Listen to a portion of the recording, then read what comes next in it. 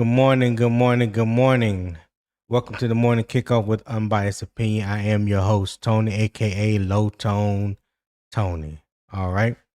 Carolina has built its defense around Devin Lloyd, but it still has not named the linebacker beside him. You have Trevin Wallace, who brings the biggest starting sample in athletic range. Claudin Cherelus has earned praise for his communication, command, and physicality. The real question is simple. Should Carolina choose Wallace upside over Cherelus dependability? All right. Let me bring up my guest. Poppin', what's going on? What's up? What's up? What's up? Good So which morning, skill set UO Sports Talk. Good morning, America. what's up? What's happening? Which skill set gives this defense the better complement next to Lloyd? And chat, give me your answer as well. Do you want Wallace, Cherelus, or a situational rotation? Wallace, Cherelus, or a situational rotation. So yeah, back to you, Poppin'. Which skill set gives the defense the better complement next to Lloyd? Is it the communication, command, and physicality of Claudin Cherelus, or is it the bigger starting sample and athletic range that Trevin Wallace bring? Uh, mm,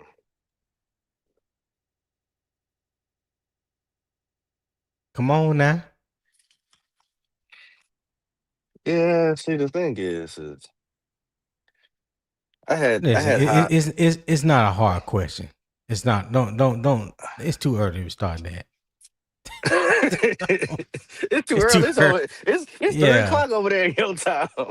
Well, I'm It's trying. I'm seven trying to a.m. think of here. the people. I'm trying to think of the people that are watching Eastern time. Right, They right. listen. Can we just answer the question, sir?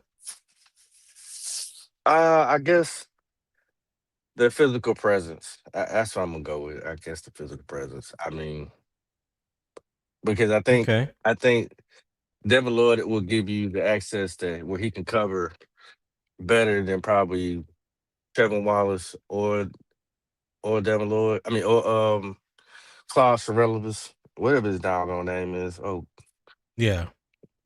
country bunker name. But anyway, um, yeah, I guess I would say Claude because at least you can, he's more of a downhill type of linebacker. He's a thumper. Trevin Right. Wallace does do good in coverage. Uh, but if you got Devin Lloyd, you can just have him do that. So it's almost like Right. you're having two linebackers with similar skill sets, but one is good and one has been hurt and MIA in a lot of games. So I would say I would want somebody like Claude Cherelus, but better to fill in that void. Okay. All right. Where did I leave off? Okay. All right, so we are starting with Carolina's most important remaining defensive competition, taking a halftime look at what Houston defense can reveal about Bryce Young and his offense. And then the second half debate, we're going to be talking about whether Haynes King showed enough to justify a roster spot. All right. So the second linebacker cannot be judged by tackle totals. He has to fit the run correctly, communicate through formation changes, cover backs and tight ends, and avoid becoming the weak point when offenses attack the middle of the field. All right. So on my graphic that I have on the screen here, for Trevin Wallace, he has 20 NFL starts to his name right now. He has the athletic range. Claudin Cherelus has the communication and the command and job to win in both cases. Who can never fit the run better and whoever is better in coverage. And we know that has definitely been a weak spot uh, for our linebackers the past few years, not being good in coverage when it comes to taking tight ends down the seam, over the middle, or just in pass coverage, period, and really dealing with running backs, out in the flat or running the wheel route, So that I think that is going to be a big sticking point. Neither one, in my honest opinion, is all that good at coverage. But somebody got to win. Somebody got to win this competition. So I think whoever shows that they are better than the other, especially in those two categories, I think will be starting beside Devin Lloyd. So the facts first. Trevin Wallace and Claudin Cherelus are competing for the inside linebacker spot beside Devin Lloyd. Wallace has appeared in 25 games and started 20 since Carolina selected him in the third round of the 2024 draft. He is returning from shoulder injury that ended his 2025 season. Cherelus has appeared in 33 games with 6 starts, including 4 last season. Dave Canales said the competition is back and forth and neck, adding that both players will be needed and both can help on special teams. All right. Lloyd gives Carolina a proven centerpiece in the linebacker room. The player beside him must make this unit function more cleanly, not simply produce individual splash plays. That means diagnosing run concepts, handling checks before the snap, matching backs and tight ends in coverage, and taking dependable pursuit angles when the ball goes outside. So the first question to you, Poppin, let me ask you this: should Trevin Wallace starting experience and athletic upside keep him beside Devin Lloyd, or has Claudin Cherelus shown enough communication and physical reliability to take the job?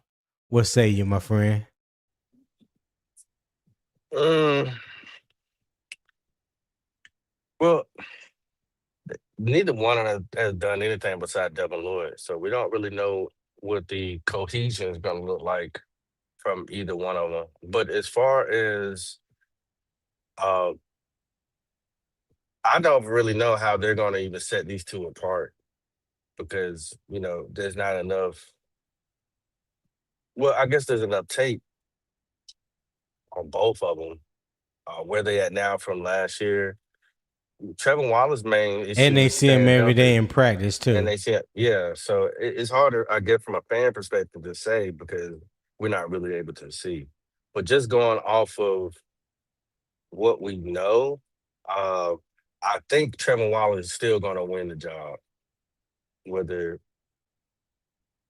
people like it or not. I think he's still going to win the job because of the investment. Um, I know Dan Morgan truly believed in him. Um, so I think that's the way they're going to go. But it's his job to lose as well. Uh, we won't be able to really like give a definite yes or no on there until we actually see both on play Mm-hmm. beside Lloyd. This is what I'm saying.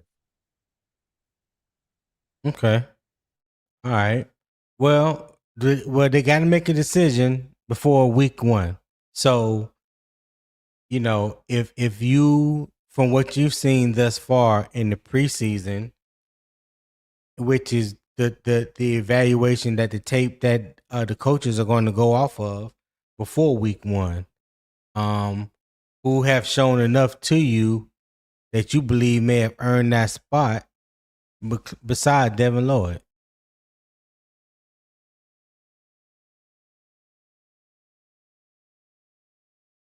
Poppy? Um,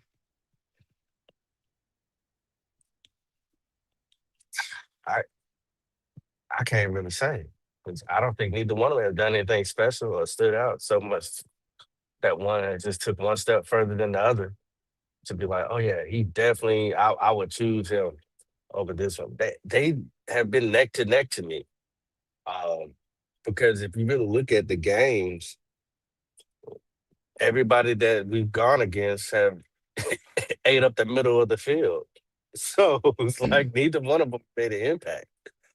Uh, so how can you choose? What do you say? Well, Who you got you? to choose. Well, okay. Well, if You I got to had to choose. They choose, they they got to make if, it. They got to make a choice.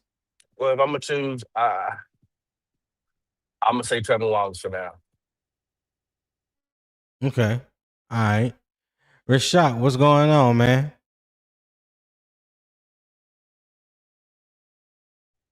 Can you hear me? This dude. Rashad. Yo, nah, I was on mute. Nah, you hear me? Yeah, man, I'm in the damn kitchen. Get me something to damn drink. As soon as you put me in the damn, I'm like to damn come back to the damn phone and unmute the damn phone. But yeah, I'm here. Yeah, yeah. So, what you think? Let me ask you the question again. Should Trevin Wallace starting experience and athletic upside keep him beside Devin Lloyd, or has Claudin Cherelus shown enough communication and physical reliability to take that job? What say you? Well, this is pretty easy and straight to the point for me. It's Wallace. Like I've been telling Pop, when he was talking about Wallace, I said it. But for me, it's only because his injuries, and of course he was a Mm, young rookie and the second year player last year. So like he's still only like 25, so he's still pretty damn young. So I mean, if he can stay healthy, I think he should win that job, and I think he will have a pretty good year this year. I think he'll be better than years past. But people saying they don't like him for what? I mean, I don't know. I mean, he's played decent from what I seen. Now, if you want to bring up PFF and all this grade stuff, it may say differently, but from the eye test, he looked like he played pretty decent last year. But okay. I'm going with Wallace, man. I'm going with Wallace. I went with Wallace too, I like Rashad. Cheryl's though. I, yeah, I like Cheryl's too, but I think he's special team depth guy who can start you know in spot duty things like that. I mean, he can. I think he can start, but I mean, you know, I'll go with Wallace. So we got a request from the chat from King Damo TV. He said every year there's a guy who hates that he gets traded and balls out for the new team. I just want us to get some new fire and let us be the team that reaps the reward. All right. So Damo said, "Can you read that out, Tony? I just want to know what the panel thinks." So what do you guys think about what Damo said? You go ahead. You go first, Rashad. You had to go with me first. What do you say? Come on, dog. You It's, can't it's see the on the screen, screen. Rashad. Yeah. Oh, hold on. Oh, no, I did. Okay, can you lead and see? I just want to know what panel think about what. Okay, every year.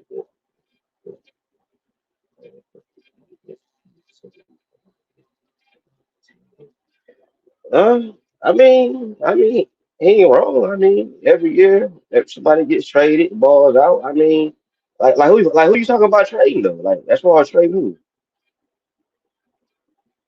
I don't know. I don't know. He ain't say. Damo, who you talking about? Who you talking about specifically? That got traded, We or just we did should Mike trade. Jackson. You talking about like Mike Jackson, somebody like that? I think You he's talking about saying it's trading always is before? is is always somebody that he like, I guess he takes a liking to on the team, but then they get traded and then they go somewhere and ball out. I just want to know which player that he think that, you know what I'm saying, which player that he really likes that he'll hate to see, you know what I'm saying, us lose.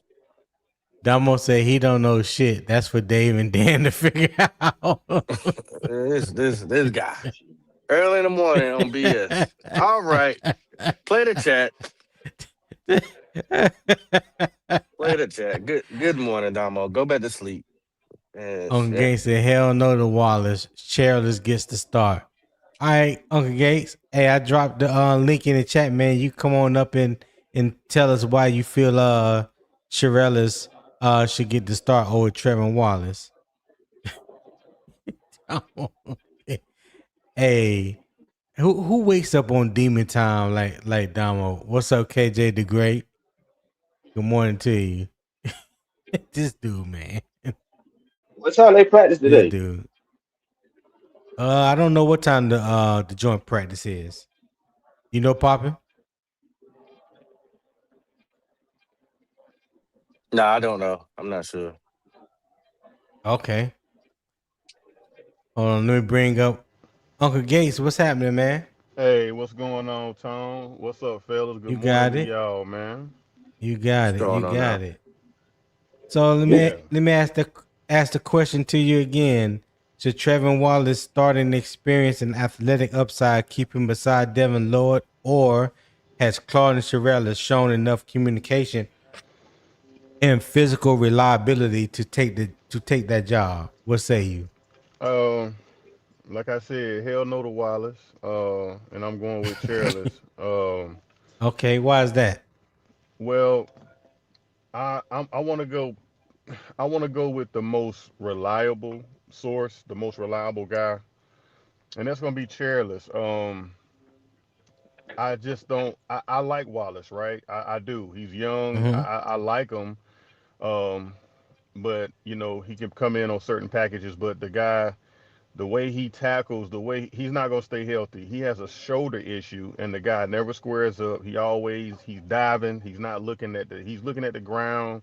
He's trying to tie the guy's cleats, for God's sakes. Like, bro, you got to keep your head up, you got to square up, and you got to lay the wood, bro. But he's always diving, trying to use all his Hmm. force, and that's going to constantly keep him on the sideline because he already has a shoulder issue. Now, if he can fix that, that would be great. But I think the damage is done because he keeps injuring his shoulder, and that's why. So I Well, just don't. See, let yeah, me go. let me play devil's advocate a little bit. Okay. Uh, Claudin Cherellis has a history of being injury prone. He hasn't played a full NFL season yet. Some people will say yes, they love his thumper, mentality, but a lot of times it's kind of reckless because he leads with his head a lot, and that can lead to concussions. I don't know if he's had one as of yet, but I mean, some would say that his style of play is a little reckless, even though you may consider him to be a thumper, but he's definitely injury prone. He hasn't been able to stay healthy um each year that he's been in the league.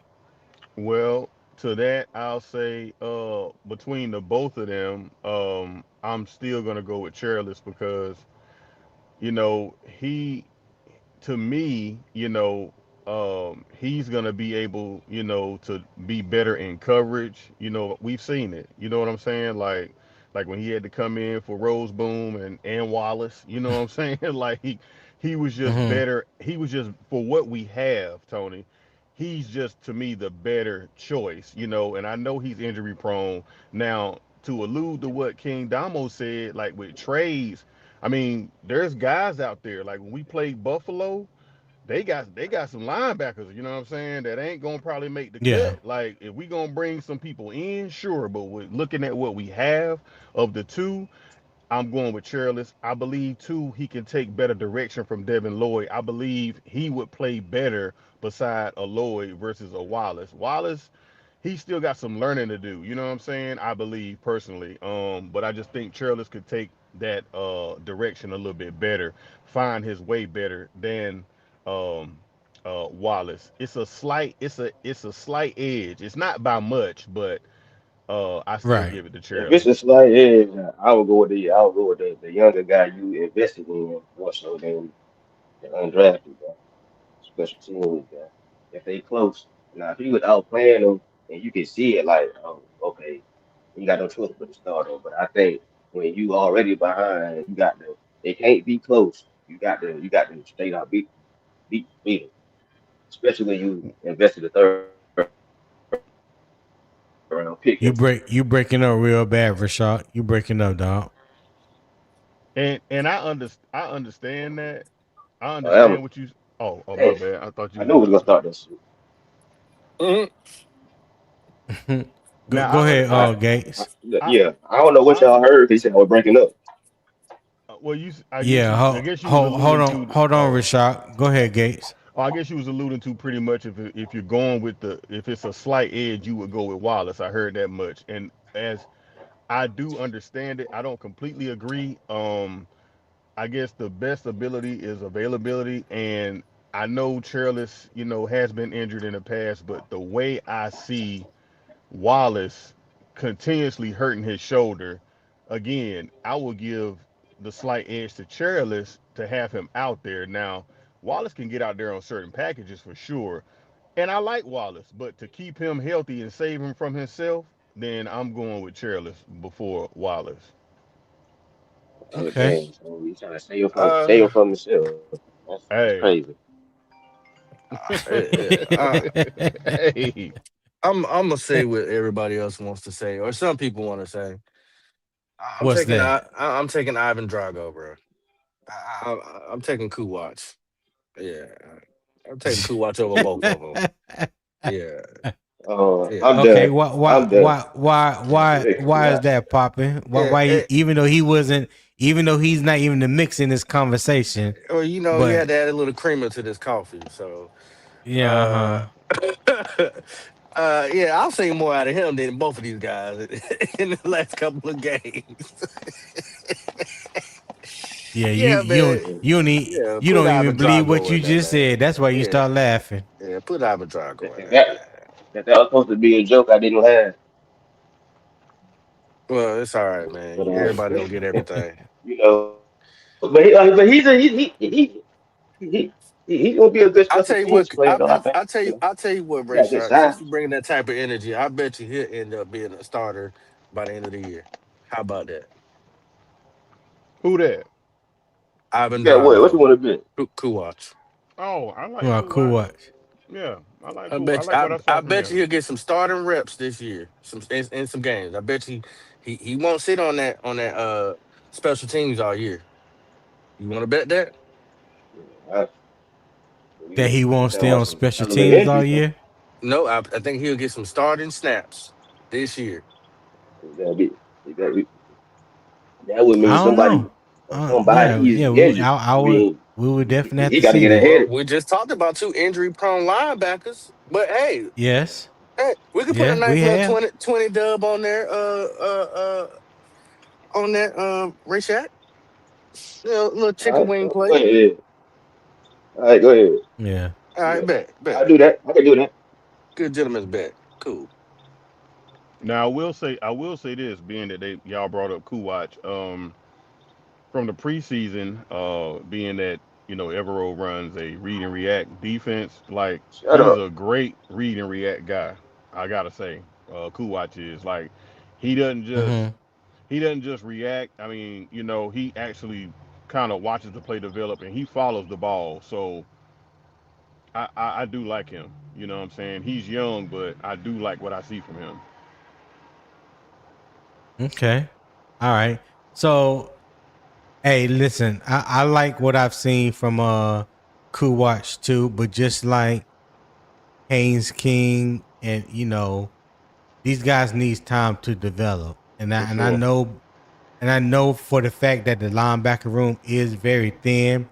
Your number two and number three linebacker are injury prone. You know what I'm saying? So that could uh push Jackson Cool Watch, to for some early playing time or whatnot. So I'm not gonna count that out. But just to say that he's better than both of those guys right now, that's a far stretch. I didn't say That's that. a far I stretch. didn't say that.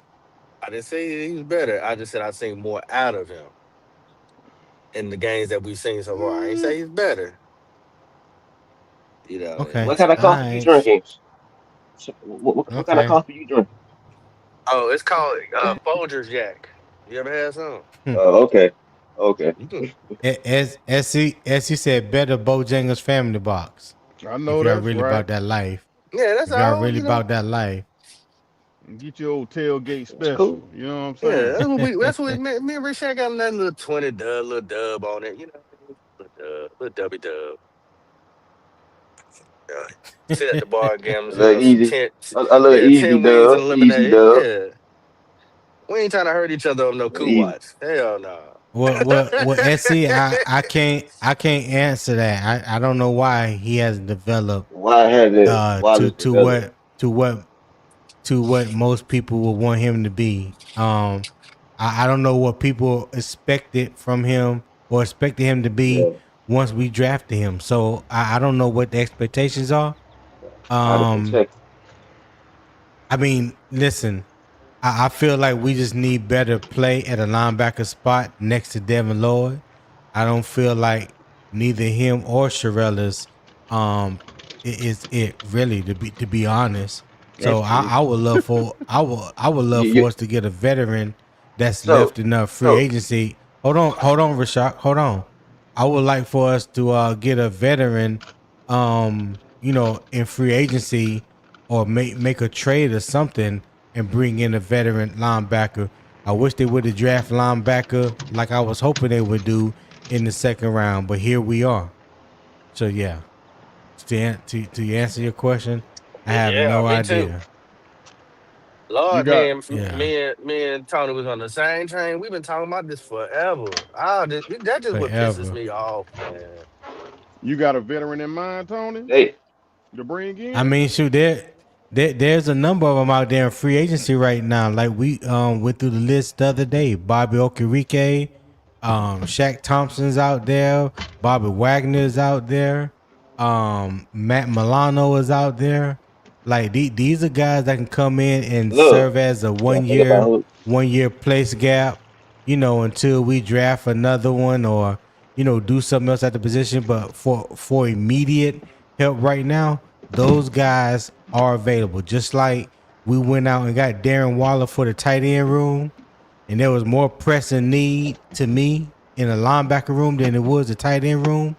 We should have had that same energy to go after one of those free agent linebackers like we did Darren Waller. That's all I'm saying. I can't lie, man. I I mean, was not a fan of Shaq Thomas being the mic. I just wasn't. But I ain't gonna lie. Putting him beside Devin Lloyd would be a lot better than what we have right now. That's just my opinion. Mm-hmm. It'd be a lot Yeah. I mean, it better. sounds good. It I'm just sounds being good. honest because he knows the system. For one, knowing the system helps you play faster. You know what I'm saying? And he actually played decent last year. So I'm just saying for what we have, you know what I mean? Yeah. And it's I mean, he's a some yeah. I veteran mean, type he's a leadership, veteran. coming back into the locker room. Yeah, you know. Is Alex Singleton a free agent? I know Mm, Evero had him in Denver. I don't know. Tony, Okay. can you look up Bam Martin Would he Scar? be an Bam. upgrade? Yeah. He'll be an upgrade over Trevin Wallace and Claudin Cherelus. What you say, Poppin? Can you look up Bam Martin Scott's measurements? I think he's on a little on the smaller side. I Yeah, Bam think it Martin he's sounds. Scott. It yeah. sounds. Good. Yeah, What you mean I as far think as he's size? Like only what? like 230 pounds, I think. two hundred Yeah, but I think twenty-five he's only pounds. like 6'1". Is Six, what? yeah, 6'1". I Yeah, mean, six Trevor foot six Wallace. one. Trevor Wallace is only 6'1". He's 6'1" Devin to Lloyd is about two already forty six five two. right now. Wait, Devin Lloyd Yeah, like but 6'2", I No, think. but Trevin Wallace is 6'1". Claude Cherellis is 6'2". yeah, but Trevin Wallace's athletic ability is a lot different than Bam Martin. Yeah, Trevin Wallace can Bam run. Martin Okay, Scott D is. Cash. Yeah, that's an ace right there. I D like Cash said, Bam. my bad, Tony. He's He's not. got He that. signed a 1 year deal to stay with Denver. Okay, I didn't think Alex Singleton was a free agent. Yeah, but I know he led the league in tackles that year that Evero was there, because I believe we was trying to get Alex Singleton to Carolina, and he stayed in Denver. But yeah, he's definitely a tackling machine, and he definitely knows this scheme. Yeah. But yeah, to answer your question, Gates, yeah, there are a number um of Yeah, he's definitely a tackling machine. a So number a He number definitely linebackers. of knows his linebacker. game. Yeah, I was trying to get rid of this one person in the chat.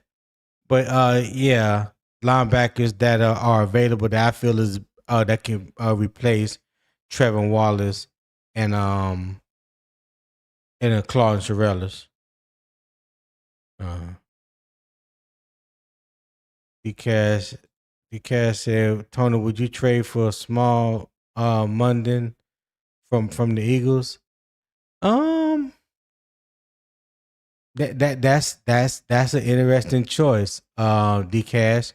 I like Small Munden. I liked him when he was coming out of Georgia. I haven't been following his career thus far to see exactly where he's at. But yeah, I do remember the name. Kevin Falker said athletic ability with Wallace doesn't mean squat if you are running around in circles on the field. Yeah, I'm with you when you're right, though, Kevin. I'm with you when I you're agree. right. I agree. Yeah. So, Poppin, let me ask you this question. You go first, and then Gates, you can go after Poppin. What if Trevin Wallace doesn't have to carry the green dot responsibility?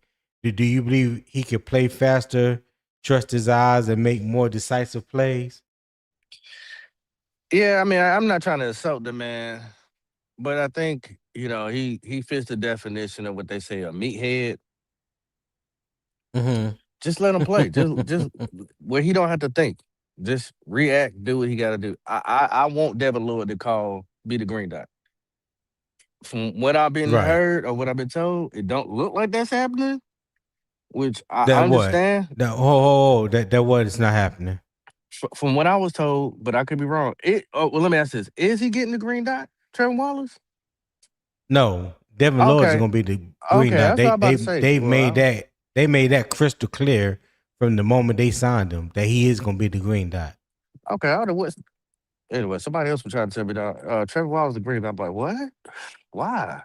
But anywho, Yeah, yeah, I think it's better Luke. that he doesn't have the green dot and he can just take the direction and go.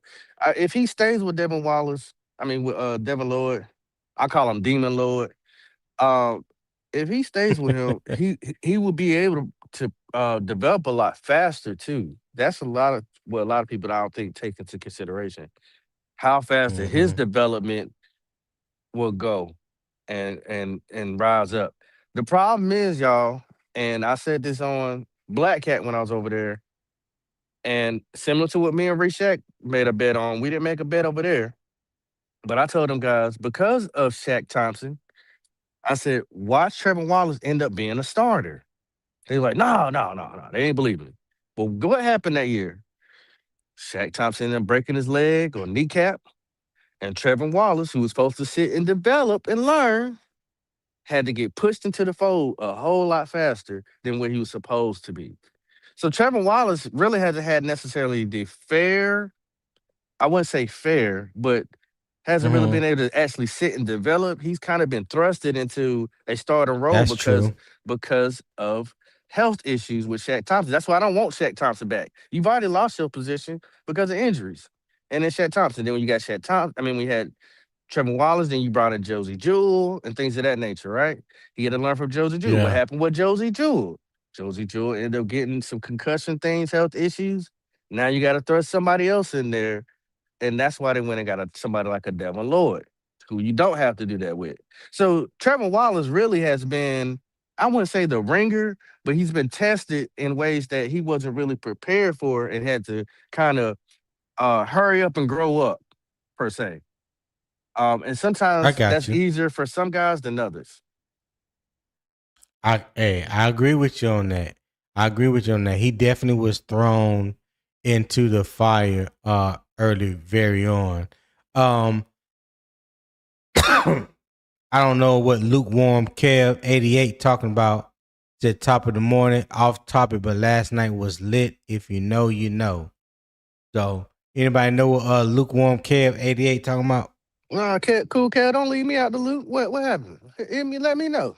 Where I need to be No, at. you read that wrong. It don't say cool. It said lukewarm Kev. Lukewarm Kev 88. That's what it said. Oh, okay, my bad. I'm Yeah, dyslexic. yeah. That's okay. It's all right. It's all right. He ain't talking about the Ville kids. I Going have no crazy on idea. there. Oh, they were Hey, going crazy on what's his Freddie channel. name? Oh yeah, I was over there Yeah, yesterday, man. I had a good time. That shit was funny. Will had him hot, Tony. Will had him hot. Him and Oh what's his yeah, name? Is it Twan? Yeah, Twan. Yeah, yeah, Twan. boy. Uh-huh. Yo. Oh, Yeah, Will. man. Oh, wait. Yeah. So Will and Twan Don got into it. Yeah. It's just Yeah, I'll find out about that it later. was well, I'm okay, I'll just put it I'm like proud of this. You Will. know what I'm saying? I respect. Will gonna drop it. He's one that's gonna give you what maybe not what you like to hear, but it's gonna What's up, be Candy Girl? it's gonna be a well-rounded answer. Like he's gonna add the context, nuance. Will gonna give it to you straight. You know what I'm saying? No chaser. Yeah. And it just wasn't rubbing folks the right way. And yeah, it got a little heated. I mean, hell, Freddie had to mute everybody like 5 times. Like, yo, y'all got to one at a time. Yo, it got crazy, man. It got crazy.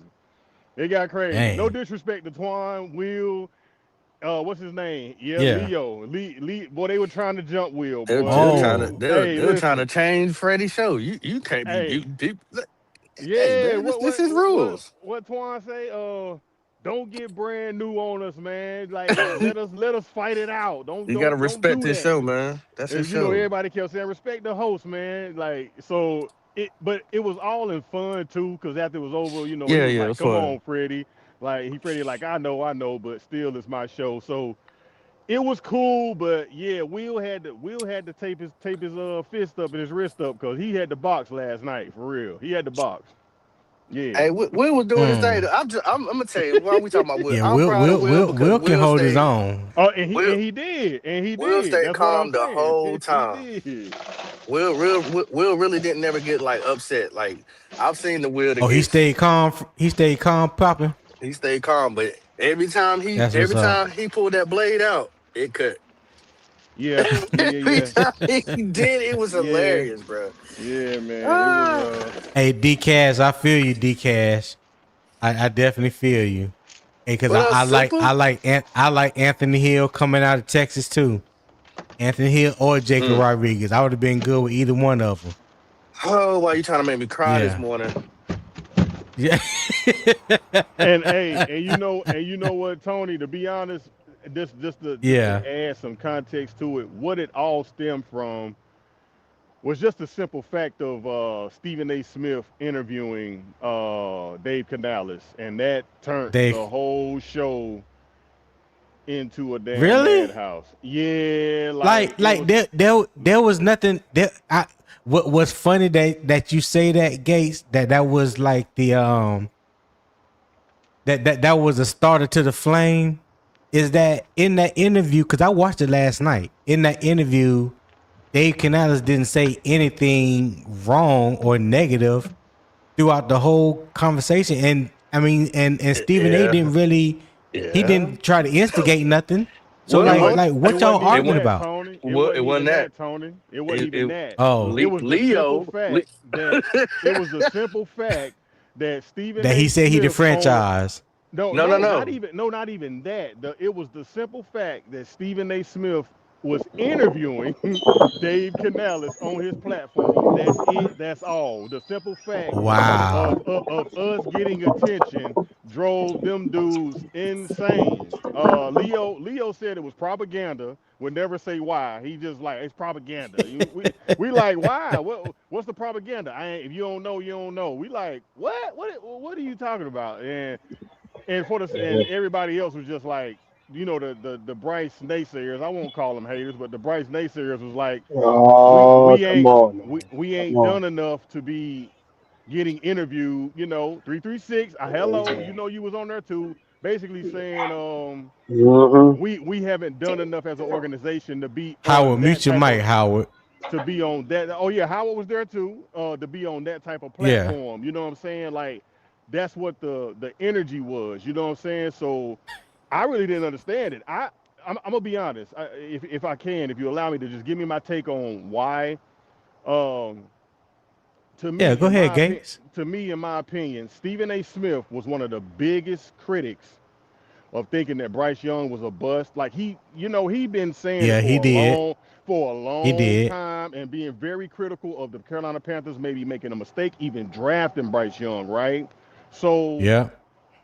as of late, though, as of late, and this is starting like last year, different media outlets are were starting to talk about Carolina like I think they figured it out. Like I think they're turning things around and ooh, that Bryce Young, man, he might be a sleeper and that type of lingo changing from where he used to be. Now, like I said, Stephen A. Smith was one of the biggest critics of him. In my opinion, he hasn't done it on First Take, but in my opinion, on his personal platform, to me, if you Yeah. know anyone that's in journalism or the media, they try to get ahead of the needle before the needle moves. You know what I'm saying? So, in Right. my Right. opinion, I'm thinking that Stephen A. Smith is just trying to get ahead of the game in case Bryce hits and we hit and we become that Mm-hmm. sleeper that everyone's talking about. He can say, well, I interviewed, I went back and I had to, because they good at backtracking and they good at, Yeah. well, let me They setting they up for the future. That's all. Setting themselves exactly up for the future because they can kind of see the trajectory right, that a said player or said team is going on. So right. yeah, they trying to be ahead of the curve. And see, like you said, like you listened to the interview, it wasn't really nothing like in depth about anything, right? So if we go out there Right. stink it up, he could be like, "Oh yeah, I was just interviewing Coach Canales." Like, yeah, it wasn't nothing. But he can spin it if we do good. You see what I'm saying? So Right.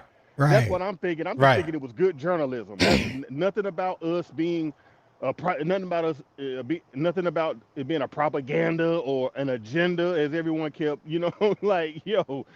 I just think it was some Yeah. media, just him trying to clean his face a little bit for all the dirt he's talked about Carolina. And if we hit, Yeah. he's in a good space with Carolina. You know what I'm saying? So that I was my got you. take. That was my take. And Hold, thank you hold for on, letting hold me on one speak second. that. Hey, broski, yeah, no problem. Hey, broski, Bear, my apologies for yesterday. I didn't put the link at the end of the show. I forgot about it, but I will put the link at the end of the show so you can holler at me. All right. So yeah, yesterday I forgot about that was my bad. My apologies. But yeah, what's up, Howard? What's up, Tony? What's up, fellas? What's up with all y'all, man? What's up, Howard? Good morning, man. What's Good going morning. on, Good brother? morning. Last night was wild and crazy. That's all I got to say, man. It And was you Said a it was know good. they It wild and always was a say, good crazy, one, huh? Howard. It was a good one. they always say I'm the crazy one, not me, not last night. I was Hey, chilling. Howard pulled out stats. He was like, "Yeah, he had a torn ACL. He hurt this." I said, "Look at how it go." Yeah. Oh, gone. I hate I missed that. I ain't gonna lie. I got into bed early. I did see the beginning of I think Freddie Rashak and somebody else was talking about it, and they was breaking down the 53-man roster. That's what they was talking about. And I was like, man, I'm gonna go ahead and lay it down. I ain't gonna fool with them boys tonight. So all hell broke loose once I went to bed. I see. I got it. I got it. Can y'all hear me? Oh Yeah, yeah, yeah, I oh can yeah, hear. I can loud and hear. clear, loud and Okay. clear. All right. Can So y'all hear me? Oh, my bad. yeah, Yeah. we can hear you now, Howard. So we're talking about Devin Lloyd and Claudin Cherelus. The question that I asked the panel earlier, when you look at the linebacker beside Devin Lloyd, um, when you look at Trevin Wallace, should he be given the starting role based off his experience and athletic upside, or Claudin Cherelus, or has Claudin Cherelus shown enough communication and physical reliability to take the job? Is that a question for me? Yeah, I said Howard. Yeah. Okay. Oh, yeah. Yeah, I'm going to go with Wallace, man. I think Wallace knows the system a lot better. Even with his injuries and stuff like that. But was Sherellis, was he on the practice squad last year? Because No, that's that where he that was was, right? Well, he was on the practice squad where he came from the Jets, Hmm. and I think he was on the practice squad the first year in Carolina, but then he worked his way Yeah, onto the 53-man roster. Russell. Yeah, Okay, yeah. I don't know, man. Yeah, it's low, but I'm gonna DK said lean they jumped towards Nick. I'm gonna lean toward Wallace, man. Okay, he's younger. And if Cherelus, if they was gonna do something with him, they should have been did something with him. I don't know why they waiting now. I mean, shit. To me, he could have been made that 53-man roster. But I'm gonna go with Wallace. Okay. I'm going with Wallace. All right. So what edge do you believe that Wallace has over Cherelus that you would give the edge to Wallace? Youth for one thing.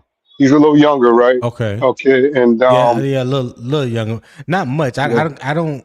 Hey, somebody look up how old Claudin Cherelus is, because I don't think he's that much older than Trevin Wallace.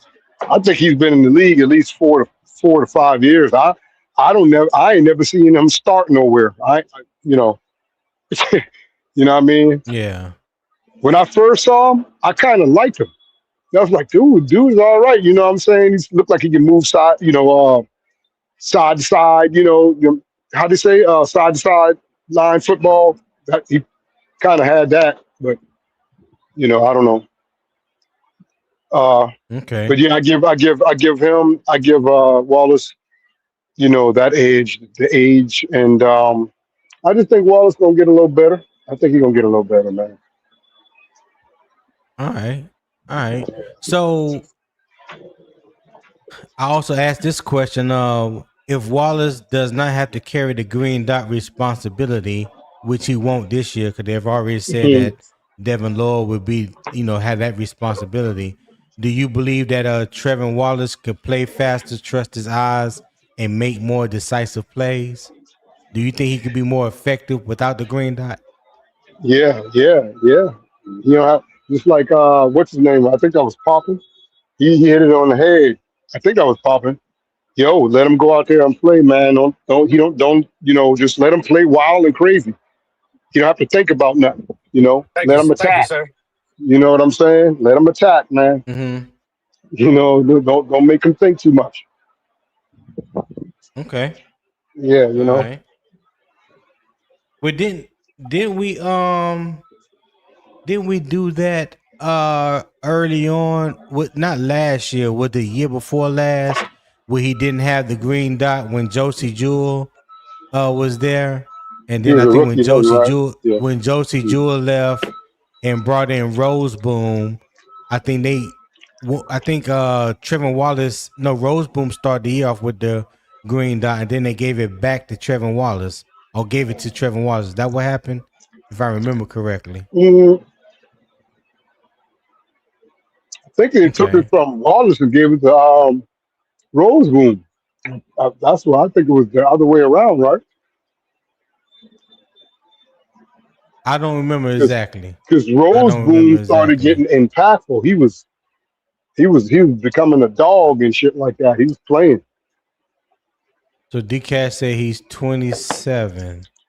Okay, yeah. Yeah, I'm looking at it right now, DCash. So he came into the league. What's this? Trying to see. And I thought that Trevin Wallace got it after Josie Jewell, but he got hurt, and they had to put Rose Boom at the mic. Roseboom, yeah. I, I, I think that's how it happened, if I'm Well, not no, Hmm. mistaken. Josie Jewell. Remember, Josie Jewell got that concussion, and we didn't see him no more the last couple games of the regular season. And then they let him go, and then we got Rose Boom. Rose Boom stepped in at the last minute. Was a last minute free agent signing, if I remember correctly. They wasn't on the team together. Oh, Josie No, Jewell no, and no, Rose no, Boom went on the team together. no, no, no, no. He came No. out. He came the next year. Yeah. So He we Yeah, came. only The, had Rose Boom for 1 year. Rose Boom basically replace Josie Jewell. Oh, okay. Damn. I don't know why I thought they Yeah, was on the team together. Damn. Okay. yeah. Hmm. Okay. No. All right. Why do count? Listen, if, another fact. I think I don't know. Was that Risha? One of those guys, but for real, Buffalo, man, Buffalo got so much that they're gonna have to let some go. And I think we need to look over there and grab some of them damn linebackers and stuff they got. You know what I mean? Because they can't keep all Well, of that.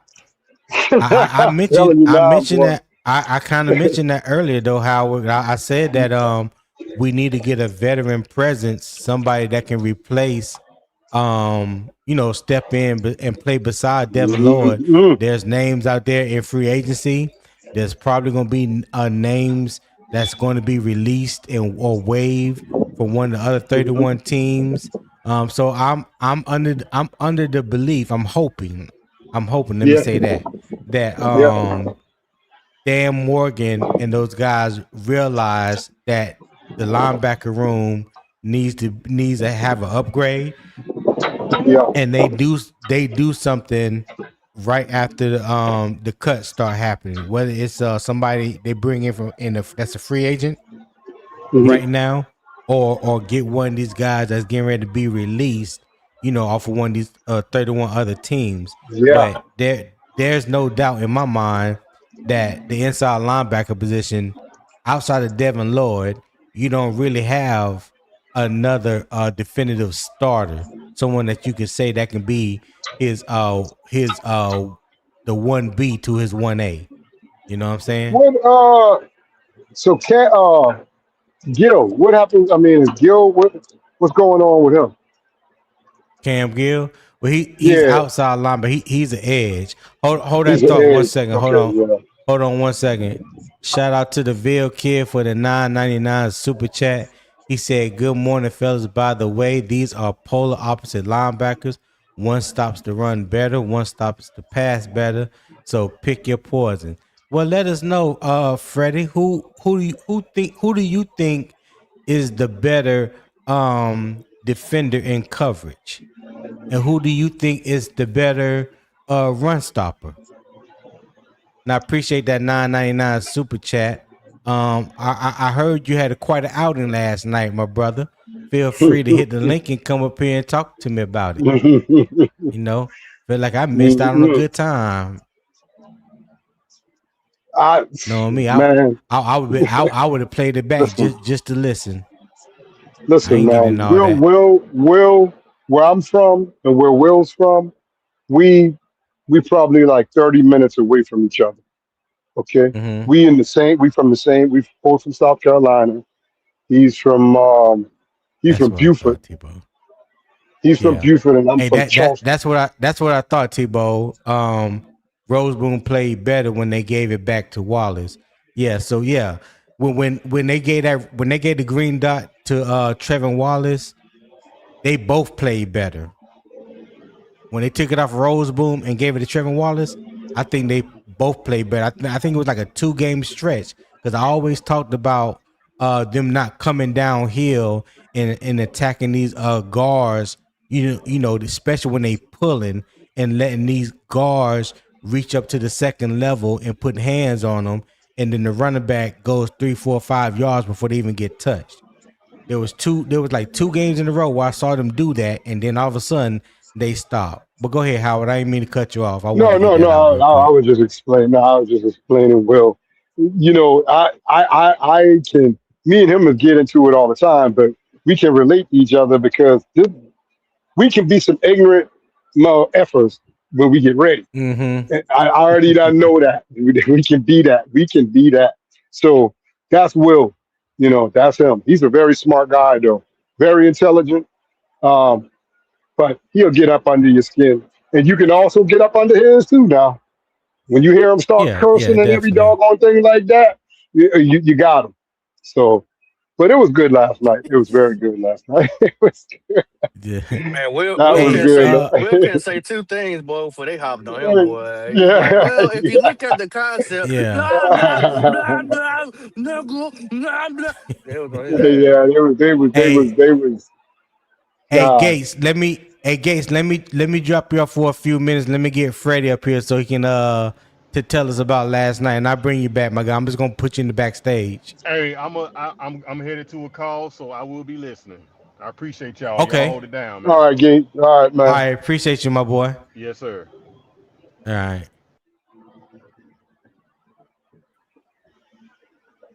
Yo, Freddie J, yo, the Ville Kid Show. What is yo, happening? hold What it on, Tony. Hold on, is? Tony. Give me 1 second. Yeah. Handle your business. Handle your business. Go ahead, Freddie. I mean, Howard, what you were saying? And I was about to say something about football. God, Yeah. I'll let you know when it comes up. Yeah.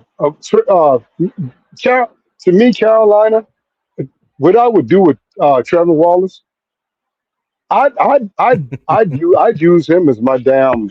I'd blitz with him. I just blitz and I'd make him. I'd use him for a pressure guy. You know what I Oh, mean? so he I'd got send away him a from the lot. show. Real talk. Who's I'd do that? that. You Wallace. know, Who you talking about? I'd do that. Hold on, Freddie. Wallace. Hold on, okay. Freddie. hmm Oh, Oh, you talking about Trevin Wallace? yeah, yeah. Just something you don't Yeah. even have to think about, man. Just go, hey, man, go get that, go get the quarterback. And if you happen to see the running back, him handing off the run, hit his ass, He I'd do did that with him. Yeah. he did that in college. Yeah, hmm Yeah. I He mean, did do that in you got to use college. them right, man. Hmm. You got to know what these guys can do. Hmm. I'd blitz the hell. I'd use them and just blitz. Fuck it, Let me. Okay. you know. Well, Freddie good J, morning, what's fellas. happening, man?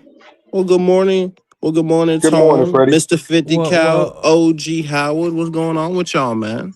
Chilling, man. What up? Cooling, What man. up, no. Well, Fredster? the better question is, sir.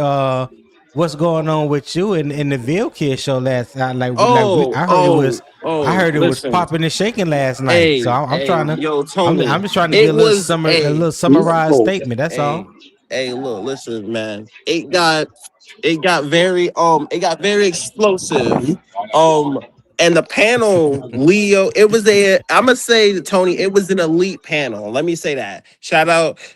Hey man, shout out to the panel, man. That panel was fucking lit. I'm talking Goat, Will, fucking Leo, Twan. I mean, they motherfuckers went Wow. at it. I'm talking, them motherfuckers went at it. Even had Kitwan, Rashak in there. We had goddamn Uncle Gates was up there. Them motherfuckers was Okay. lit. Oh yeah. Them Bloody motherfuckers was Bloody lit. came through. Yep, bloody pop 336. 336. Oh my god, man. Them five of Twan, Goat, Leo 336. Man, them motherfuckers Yeah. went at it. And Nick Gaskins, man, them motherfuckers went at it. They went to We war. had Broski up there. It Oh was yeah, Broski was at the beginning. No, no, no, no, Yeah. no, Yeah. I no, no, think. no, no, no. Yeah. No pop, no pop. That was after y'all left. After y'all left, it was uh Goat. yeah, No, I no, had to no. eat popcorn then. I No, was no, like, no. Hey, yo, just pop. watch. Hey, pop.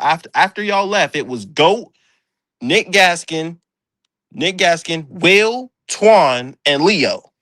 And 336. So It was them six. Them Yeah, motherfuckers went at yeah. it. And they went at it for like 4 hours straight.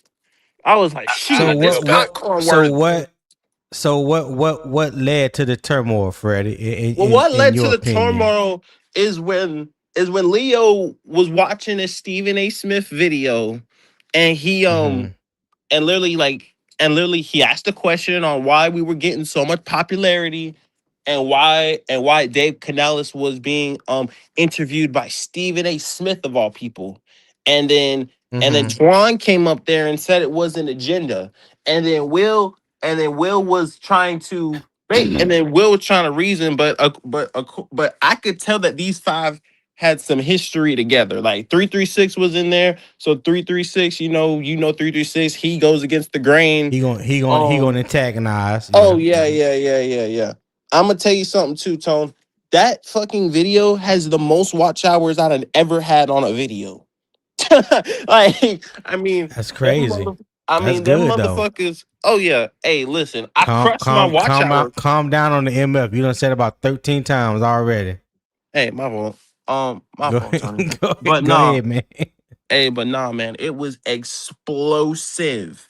And then Nick, and then we all know how Nick and Leo and 336 get together. Them three Yeah. just, I could tell that there's history between them. And then you want to talk about a funny history, Twan and Will. Oh my God, Tony, I was lightheaded from laughter. I Listen to know. them I two know go about back that and forth. history.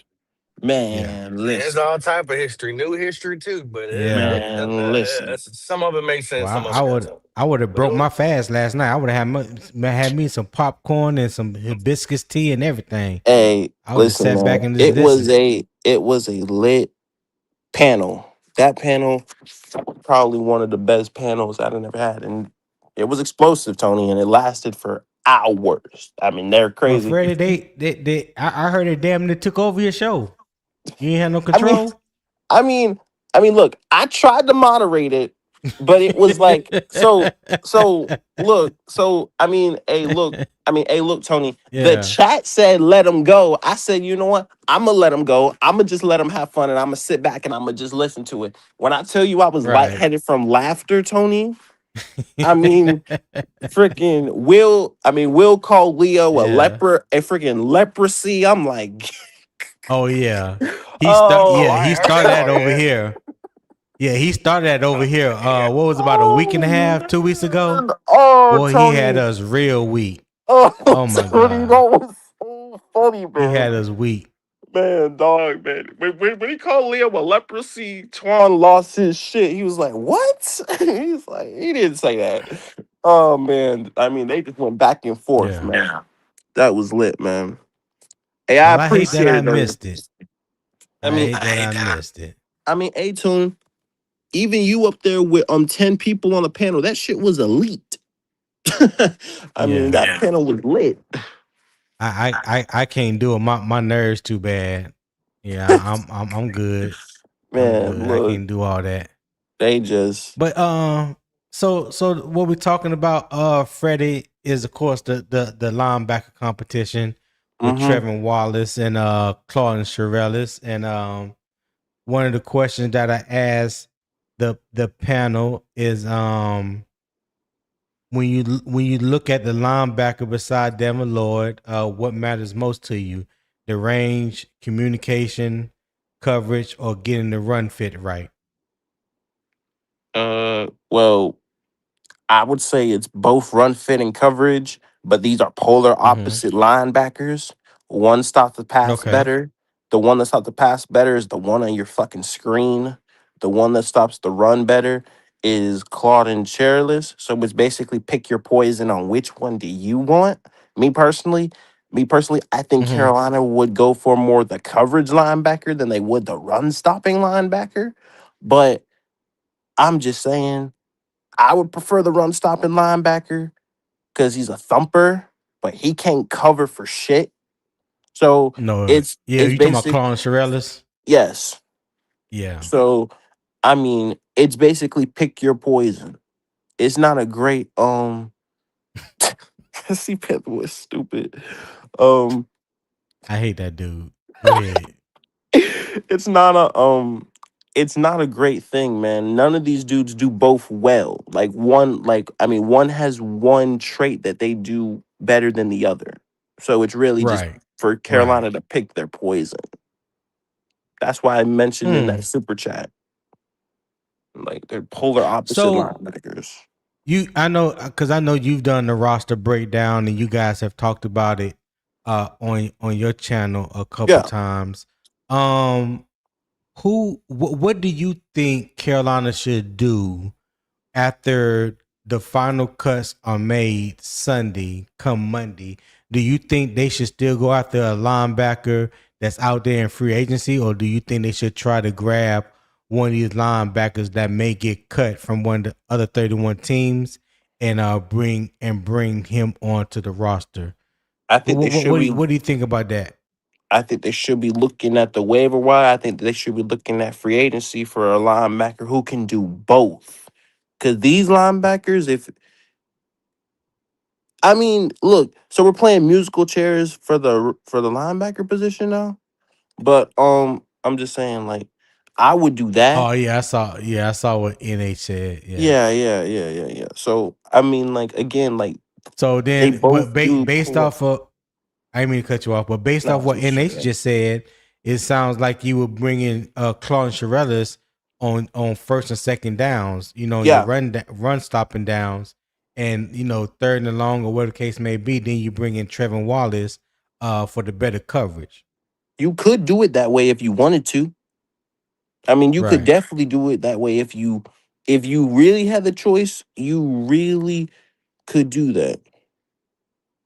And Okay. then, I mean, that's just all I'm saying. And Kenny S has a question. He said for you, Tom. He said, "Does Wallace need the green dot more than Lloyd?" No, I won't. I can't. I wouldn't say that he need the green dot more than Lloyd. I think you looking for somebody one that can handle the green dot, the responsibilities of carrying the green dot, and be the leader of that linebacker core, because they're pretty much going to lead the front seven. You know what I Mm-hmm. mean? So Yeah. right now they've already designated Devin Lloyd to be that. Now Devin Lloyd didn't wear the green dot in Jacksonville, from my understanding. I don't know if that's true or not. I think Oluquan, the other It was for your linebacker, side, Khan, who it was yeah, for your side, Oluquan, Khan, that yeah. wore the green So dot. for whatever reason, Ivera has already stated this since the first day they signed him, that he was going to be the green dot. He's very intelligent. He's a very smart individual. Yeah. So I'm guessing all that definitely plays a role into that. So I hope that answers your question, Kenny. And hold on real quick.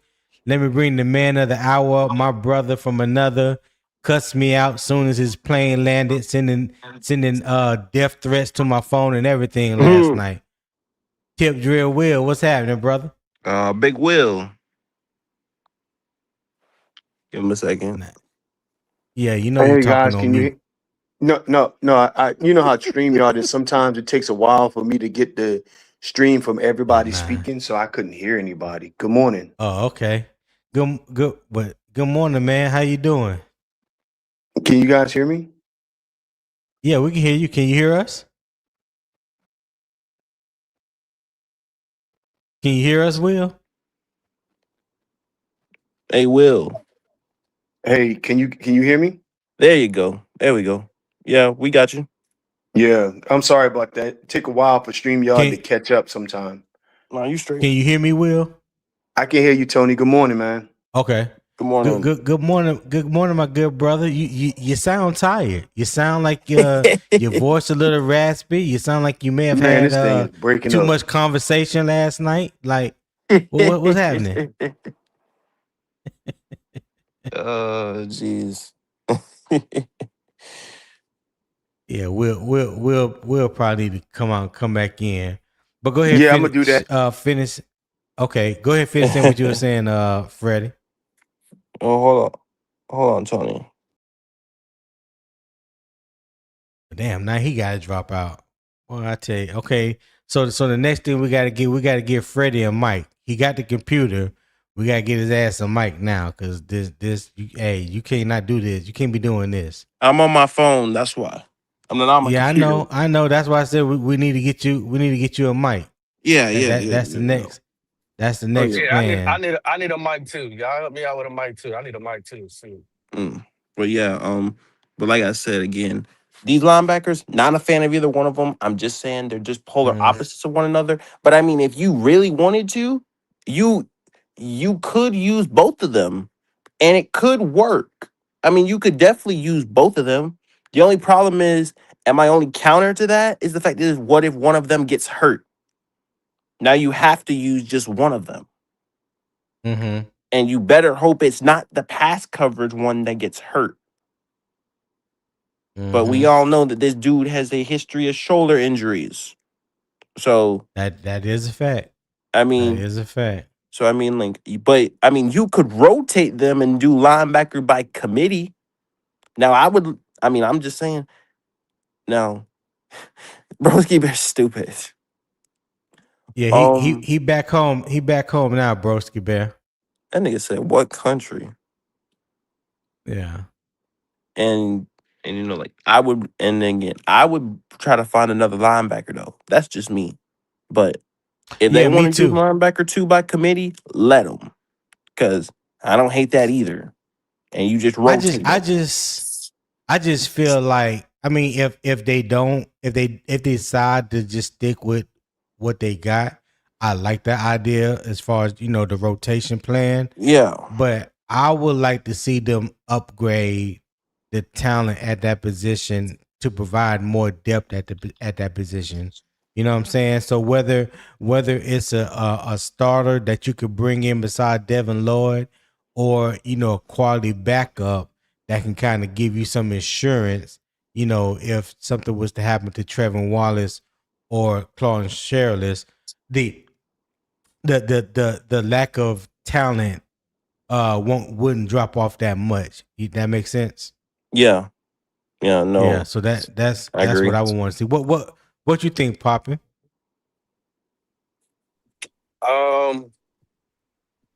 Yeah, I mean, all that sounds great. The festivity that I have for why we're even in this situation, I kind of want us to lay in it. Yeah, Dan Morgan. Nah, see, This know. is your fault. You should have went and got who we needed. They were sitting That's a right fact. there.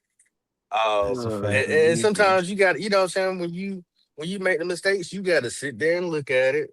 It's like, okay, I Yeah, but won't make this mistake again. these ain't life decisions. That's all we're not right. hinging our That's all right. season It's on a life No. decision. But so this but hold there on, are Freddie. but Hold on, Freddie. Hold on. Go ahead, Yeah. Poppin. So one player is gonna cause us to lose our season, huh? Is that what y'all trying to say? No, I don't think Okay, that's what we're okay. trying to say at all. Like I said, I think he needs to sit in it for this season. See, okay, you know what? I definitely got to attack and get a linebacker early, because there were definitely some guys there, some talent there. Now we got to go out here and pitch from somebody else's camp when we didn't have to even do that in the first place. We didn't have to do all that. We wouldn't be having this situation. We probably would have had a pretty You right. doggone good linebacker that all of us have been proud to go buy their jersey. You Ain't are nobody going to buy right. neither one of these jerseys. That's why I say coup watch. I'm on the coup watch. Yeah.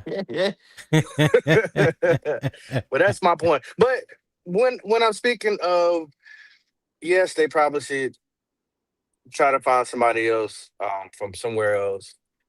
Um, Unfortunately, Yeah.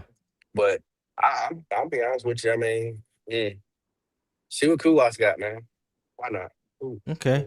Hey, listen, we've been here for an hour and 15 minutes now. If you're enjoying the conversation, enjoying the debate, the vibes, and the energy that the morning kickoff with unbiased opinion has brought to you on this Hump Day Wednesday, do me a favor, scan the QR code here at the top right, support the show, give a donation, whatever you feel your heart feels to donate this morning. If you're watching on YouTube, in the YouTube chat, there's also a pinned comment at the top that has the link to my PayPal. You do not have to have PayPal. Just click the link, put out your trusted debit card, make a small donation to the Builder Fund. The church will greatly appreciate it. We are putting it back into the to the community. All right. I would greatly appreciate that. If you haven't subscribed, if you're watching through Carolina Armchair GMCJ channel right now, you can go to youtube.com/@UO Sports Talk. So just open up another browser on your desktop, your laptop, your tablet, or your phone. youtube.com/@UO Sports Talk. I would greatly appreciate that. All right. I greatly appreciate it. And when you do make the donation through PayPal, let me know in the chat so I can properly shout you out and show my appreciation to you. All right. So try to bring this guy out one more time and see if it's working. What's up, Will? Yeah, I think I'm good now. Good morning, Oh guys. yeah, you Sorry good. about There you that. go. Sorry Okay, about all that, right. Tony. There you go. No, you good. Hey, listen, you were sounding a little raspy. I know you probably a little tired. There was a lot more communication going on last night than you that is required of you from your daily job. So I understand, probably missed some workout time this morning and whatnot. But I'm glad you're here, my brother. How you doing? I'm good, man. I have no idea what you're talking about, but I'm good. Oh, Hey, you don't have no idea what I'm talking about, huh? No. Yeah. Okay. All right. Are, We are you all right. you talking about when I was on Freddie's show last night? Yeah, I Hey, heard there Will was a was time to lit. be had last night, Will. Yeah, it was interesting, man. A lot of people have bruised feelings, and they and it is what it is, man. I had a Right, good time. right. I had a good time, but it was, you know how it is. oh man. Right. I understand that. So how did everything go with your trip? Everything good? Hey, perfect, man. Perfect. Safe journey, good Okay. mission, conducted, got back. Can I say one Already. thing? Say one thing that Will said last night that I thought was cleverly, but uh, he hit a chess move that was so crazy last night or yesterday. Somebody said that the team doesn't what they're doing. The team doesn't represent them and what they stand for. Will says, so let me get this clarified. What the team does, you're saying doesn't represent you. It's like, yes. He said, so why don't you this this this This is Woo! I can't wow messing up that word. disassociate yourself from the That team. Disassociate man, yourself ooh from man. that. I said, oh my God. Hey No, but yo, Will.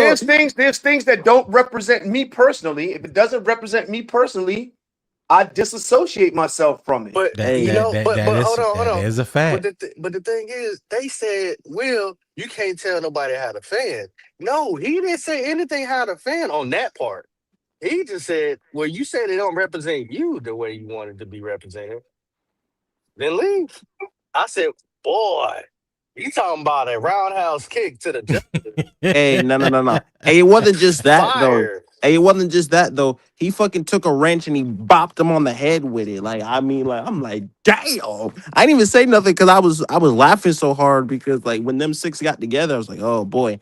I was like, I didn't know I was walking into a terror dome, man. I didn't hey, know. hey. Hey, Will came in there and Well, I didn't get to listen to the rest of it, but he started off with the key. And when he said this is disassociate yourself, I owned it. Bop! Hit him with the top of the drumstick. Hey man. Hey, I oh was hey, so you hit him proud of wow. with the Will. drum Hey, mallet. I was like, damn. Tony, can I clarify one thing? Yeah. Go ahead, man. Okay.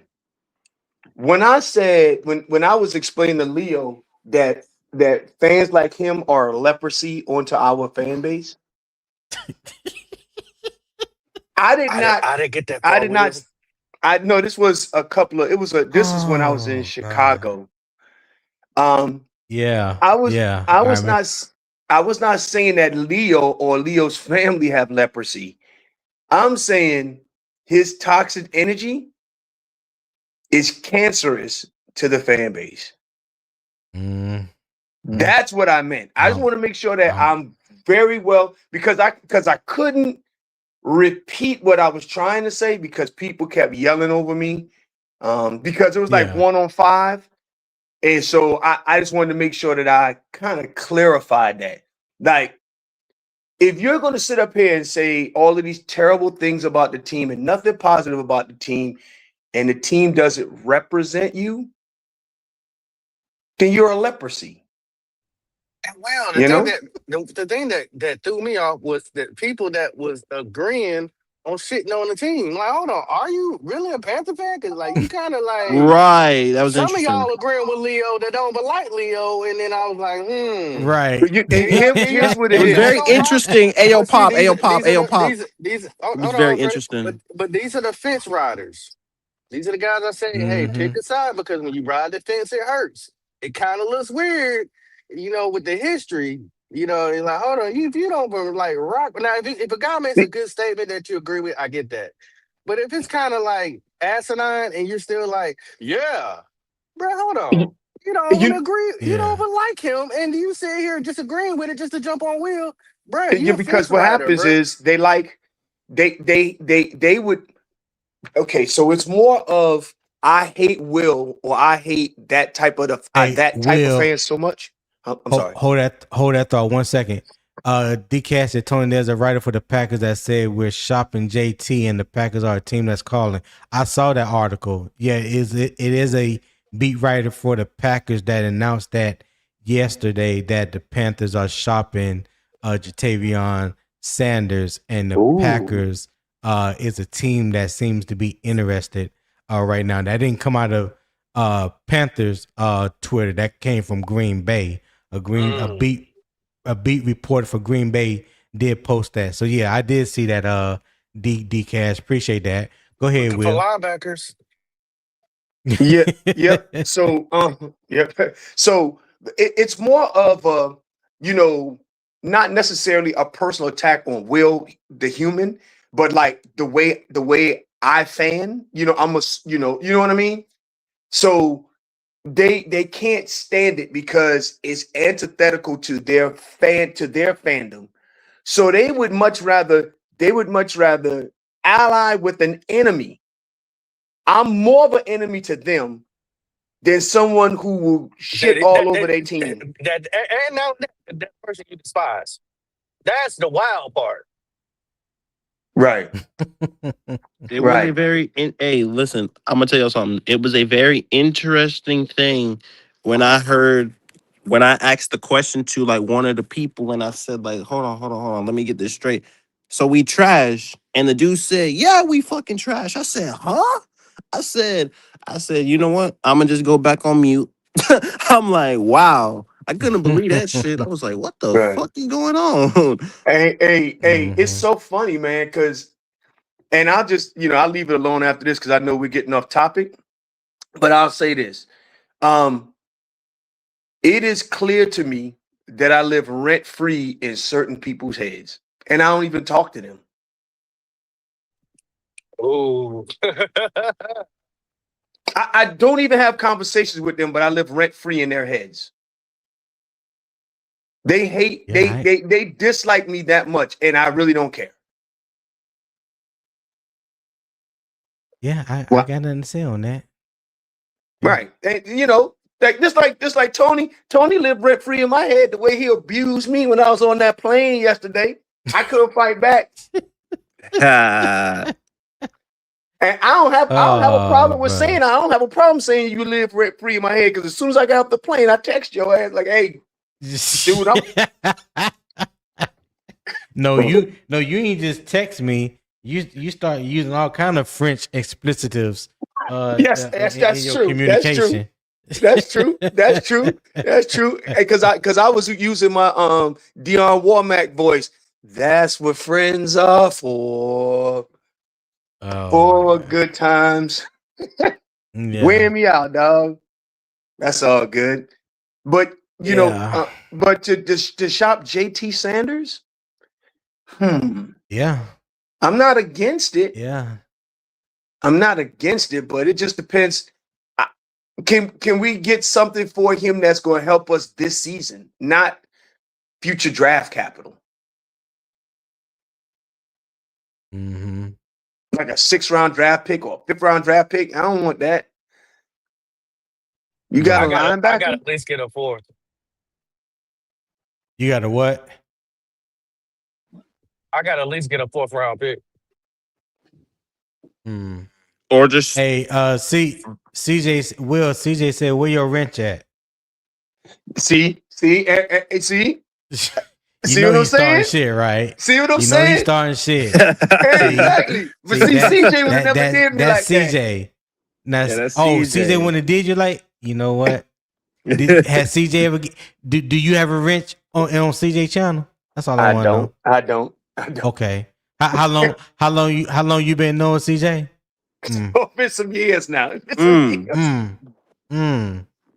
Mm. Okay. Mhm. Yeah, but I'm the bad guy. Okay, cool. Cool. Oh, CJ said, yeah, you do. CJ said, I think he said he gave you one yesterday. Do you know what? That's what I'm talking about, CJ. That's what I'm talking about. That's the first time I think I ever got a wrench. I feel special. Yeah. Well, since you always coming through CJ's channel, then you that's probably where you need to get your wrench at, I said in sir. the chat, I'm gonna fix that. Hey, It's fixed. It's fixed. yeah. Okay. So when I see your name pop up over there, I will be more than happy to give you your wrench. And I also got to give Nick Gaskins one since he joined the debate table VIP on Patreon yesterday. Hey, can I say this to your audience real quick? I think Yeah. joining the Patreon and doing the film review, I think it's gonna be really fun for us to get together in Patreon and do the film review of the games. After we play the games and going through the all 22, it's gonna give us a greater appreciation as we talk about it as a community. And as we go on other lives and other podcasts, it will give you a greater depth of knowledge of talking about the game within the game. Some people will just jump up and down and says, Bryce Young don't throw across the middle, and you sitting in the Patreon with Tony, and we're watching it all unfold and talking about it. It'll make you far more knowledgeable. So if you can join the Patreon, I think it's going to be well worth your time and your energy and your money. Yeah. Okay. Uncle Gay said, "Tell him to disassociate himself, Tony." God damn! Oh my god! Oh God! Nah, I can't do my brother like that, Gay. That nigga Will I can't screamed do his my head when brother he like said that. that. By the That way, word had me all messed up. hey, Disassociate yourself. I can't hey, for nothing this morning. hey, man, Will, y'all motherfuckers had me crying, bro. Hey, I thought I was coming in to have a few jokes and a good time, boy. I walked into a terror dome, man. Oh, hold on, NH. I'm about to drop the link real quick. About to drop the link for you real quick. And then we can go on to our I can drop it, to Ben. our A's gonna pull next. up. Huh? I said I can What'd you say, Papa? drop it. I can drop it. NA's trying to pull up. Okay. Well, Yeah, he soon as doesn't he get up here had, that often. yeah, soon as he hits the backstage, I'll let you know. Put that on the shirt wheel. DCAS said, put that on the shirt wheel. All right.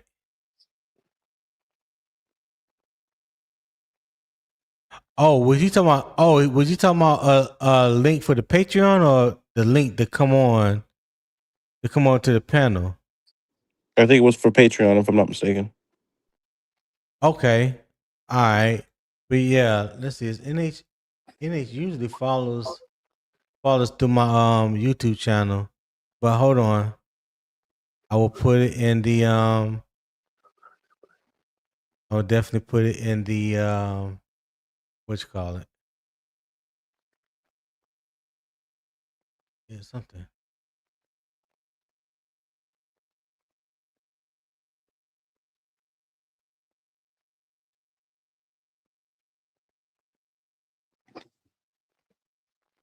Yeah. All right, there's a link right there in the chat for the PayPal. So if you in the StreamYard chat, I'm sorry. It's in the StreamYard chat. All right. So we're gonna go ahead and just move on over to the second topic. So yesterday we did talk about the Houston Texans offense. So today we're going to talk about the Houston Texans defense and can Bryce handles handle Houston defense. So we do know they going to have joint practice today. If everything goes well, if you just read the tea leaves of what Dave Canales said, depending on what the offense show today, would depend on whether they play Friday. So I'm going to assume that the players know that, so they're going to go out there and give their best effort today, so they don't have to play Friday. I mean, that's what I would do if you gave me an option. You know what I'm saying? Yeah, I'm gonna go. Ball to the wall, pause. In this joint practice, so we don't have to play Friday. So facts first, Houston 2025 defense allowed the fewest yards per game in the NFL at 277.2 yards and ranked second in points, allowing 17.4 points per game. The Texans were fourth in rushing yards allowed per game and sixth in passing yards allowed per game. Their defense is built around a disruptive front with Will Anderson Jr. providing edge pressure and a secondary capable of making quarterbacks work through tight windows. Houston is coming to Charlotte for Wednesday's joint practice, which is today, and that work will help determine whether Panthers starters play in Friday's preseason finale. So this is a valuable test for Bryce Young and Carolina offense because Houston can challenge the entire operation at once. The Panthers must identify pressure before the snap, communicate protection cleanly, avoid long yardage situations, and give Bryce answers that get the ball out on time. The run game matters because it can slow down a defense that wants to win with its front and create uncomfortable passing situations. So my first question, and Will, you go first on this one. Against Houston's defense, should Carolina prioritize protecting Bryce Young with quick answers or use the joint practice to test whether the offense can win in more difficult down and distance situations? What say you, sir? So I say both, but I'll prioritize. Number one, can we protect Bryce? Because we need to make sure that our defense, our offensive line has the right calls, the right protections. They're able to communicate with each other on the going up to the line of scrimmage, identifying different pressure packages, etc. We have to do that. But then also from the playbook, from the script, we have to be able to say, okay, we are getting our lunch eaten over here in the on that 3 technique. We have to be able to find easy answers to slow down this pass rush so that we are able to move the sticks, keep their defense off balance. So it's a combination of both. But what I would like to make sure that Bryce is comfortable with, that offensive line protecting him against that defensive front. Okay. All right. Freddie, what you got? Well, I would just like to say that I think just being able to just run the football just in general will kind of loosen up that pass rush anyway, because it is, as you mentioned, just ridiculous. And I think it's good for the guys to honestly get a test like this, because it's definitely going to be necessary and needed, because we play a similar type of defense later on into the season. We don't play Houston, but we play a similar style of defense, a more aggressive style front whenever you're going up against another team like Houston. So definitely getting work from one of the best defenses in football is definitely necessary. So I would prioritize protecting Bryce, because that's the main thing. You have to be able to protect him, but also if it is a money pocket, he's got to be able to adapt very quickly to the muddy pocket. He's got to be able to adapt to the muddy pocket, because it's going to be some. It's not going to be perfect, but at least give him enough time to be able to get to his quick reads and make those quick time answers for the guys to make plays. So that's going to be interesting to see today, honestly. But I think it's Okay. good work for the guys, honestly. I do. Poppin', what you got? Can you read me the options? It's hard for me to see it from what I'm doing. I'll say against Houston's defense, should Carolina prioritize protecting Bryce Young with quick answers or use the joint practice to test whether the offense can win in more difficult down and distance situations? Um, more down in situations. Yeah, that's what I would think More it is. difficult down and More, distance yeah, situations? yeah, because they're not gonna hit Bryce. But They're not. yeah, that's Like, true. Not in the yeah, joint practice, no. right. Nobody can hit the quarterback. So why am I worried about that? I mean, and like that's why you put them in preseason to really get the real, simulation. Joint practice, these quarterbacks ain't Hmm. getting hit. So you really won't know until they get out there. But for a joint practice, yeah, you need to see the down and distance and certain certain scenarios that the coaches that can come up with and put the pressure on opposing team and say, hey, I need to try this out. Put your defense in this situation. Hey, I'm gonna put my offense in the situation. Let's see what we can transpire. That's what I think. Okay. For me, one, I wonder how much is Houston is like really going to throw at the offense in this controlled environment with the joint practice. Like I know they're going to get some good rep. Don't get me wrong, but like how much of a test can you really um put on them as a whole? Because you like Poppin just said, you can't hit the quarterback. That now the defensive line is really going can really stress test the offensive line, so you really get to see what you got up front. Protecting Bryce. I think that is a definite, and the secondary for Houston is definitely a test for the wide receivers. When you talk about Stingley Jr., I think Kwame Lassiter is the other corner, and then you got Petrie and I forgot the other safety name, but their back end is a damn good back end that can definitely test our wide receivers.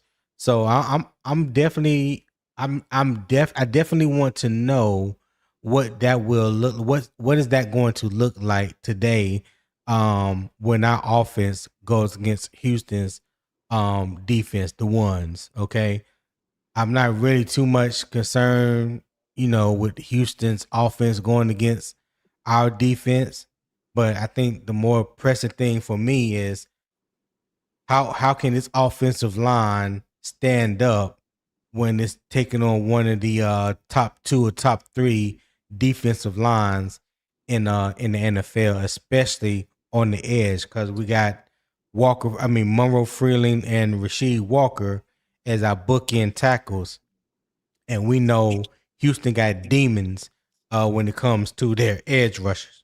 So it's going to be beyond a great test for our tackles when it comes to that. I think the interior be able to hold up just fine. There's nothing really about their interior that really scares me. I do like Caden McDonald, the rookie from Ohio State. He's a Mm-hmm. definitely a good nose tackle. So yeah, I'm not gonna just pour water over him like he don't exist. I think he's doing his thing so far in the preseason on that defensive line for Houston. But it's the edge, it's the outside that I'm really concerned about and really want to see them be put to the test. I want to see them really have to strain and give it their best shot against Daniil Hunter and Will Anderson. Well, what you guys think about that? The battle between our offensive line and their defensive line. Freddie, you go first on this one. Well, I will. I mean, and before you and I was going to touch on the defensive line, O line, and the wide receivers. That secondary is Go ridiculous. ahead. With Freddie, you go Mhm. first, and then Yeah, Papa, yeah, you go yeah. after him. Y'all hold it down for 1 minute. Go ahead, Freddie. Yeah, for sure. Well, I would say that the edges are definitely going to get work. You're going up against Will Anderson and Daniil Hunter.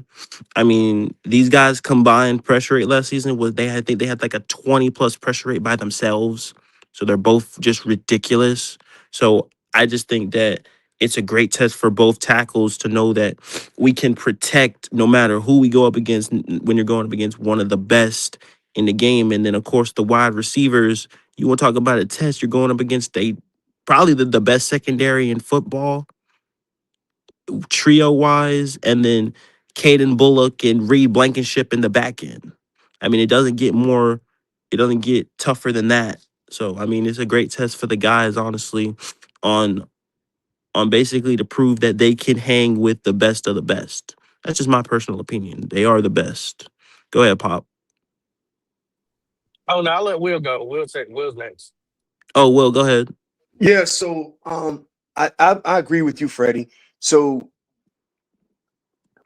even though they're not going to be able to hit Bryce, the coaching staff and when they do film review, they'll know if they got their ass whooped on that offensive line. Oh yeah. So that's going to help them kind of modify the playbook based off the defenses they're going to be seeing this year. Yeah. So they were like, "Hey, we're losing up on the offensive line. You remember when that helps with game plan modification, in game plan adjustments by them having this teach tape available to them this early in the season helps them with making in-game adjustments. I want to be able to pressure test, especially Monroe Freeling. You need to know that you're going to see this type of guy or gal, I should say gal, this type of guy at this at certain times of the year. And then Icky could say, "Hey, bro, my first game I played against Myles Garrett."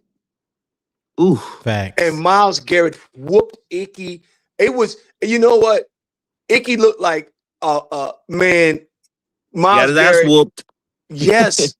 But to see that speed and that tenacity and that type of physicality from a Will Anderson and Daniil Hunter, then he'll understand speed of the game, depth of knowledge, what his coaching staff been telling him, all that stuff that needs to take place. I think that type of teach tape will be invaluable to our first round pick. Additionally, I thought about this the other day. With that type of teach tape, we'll know exactly where our offensive line stands and where we need to make in-games adjustments, not only at halftime, but we can make that in quarter and in between series. Yeah, I'm with you. I'm with you guys on that. Will, does the Panthers' run game have enough juice to keep Houston from teeing off on the predictable passing downs?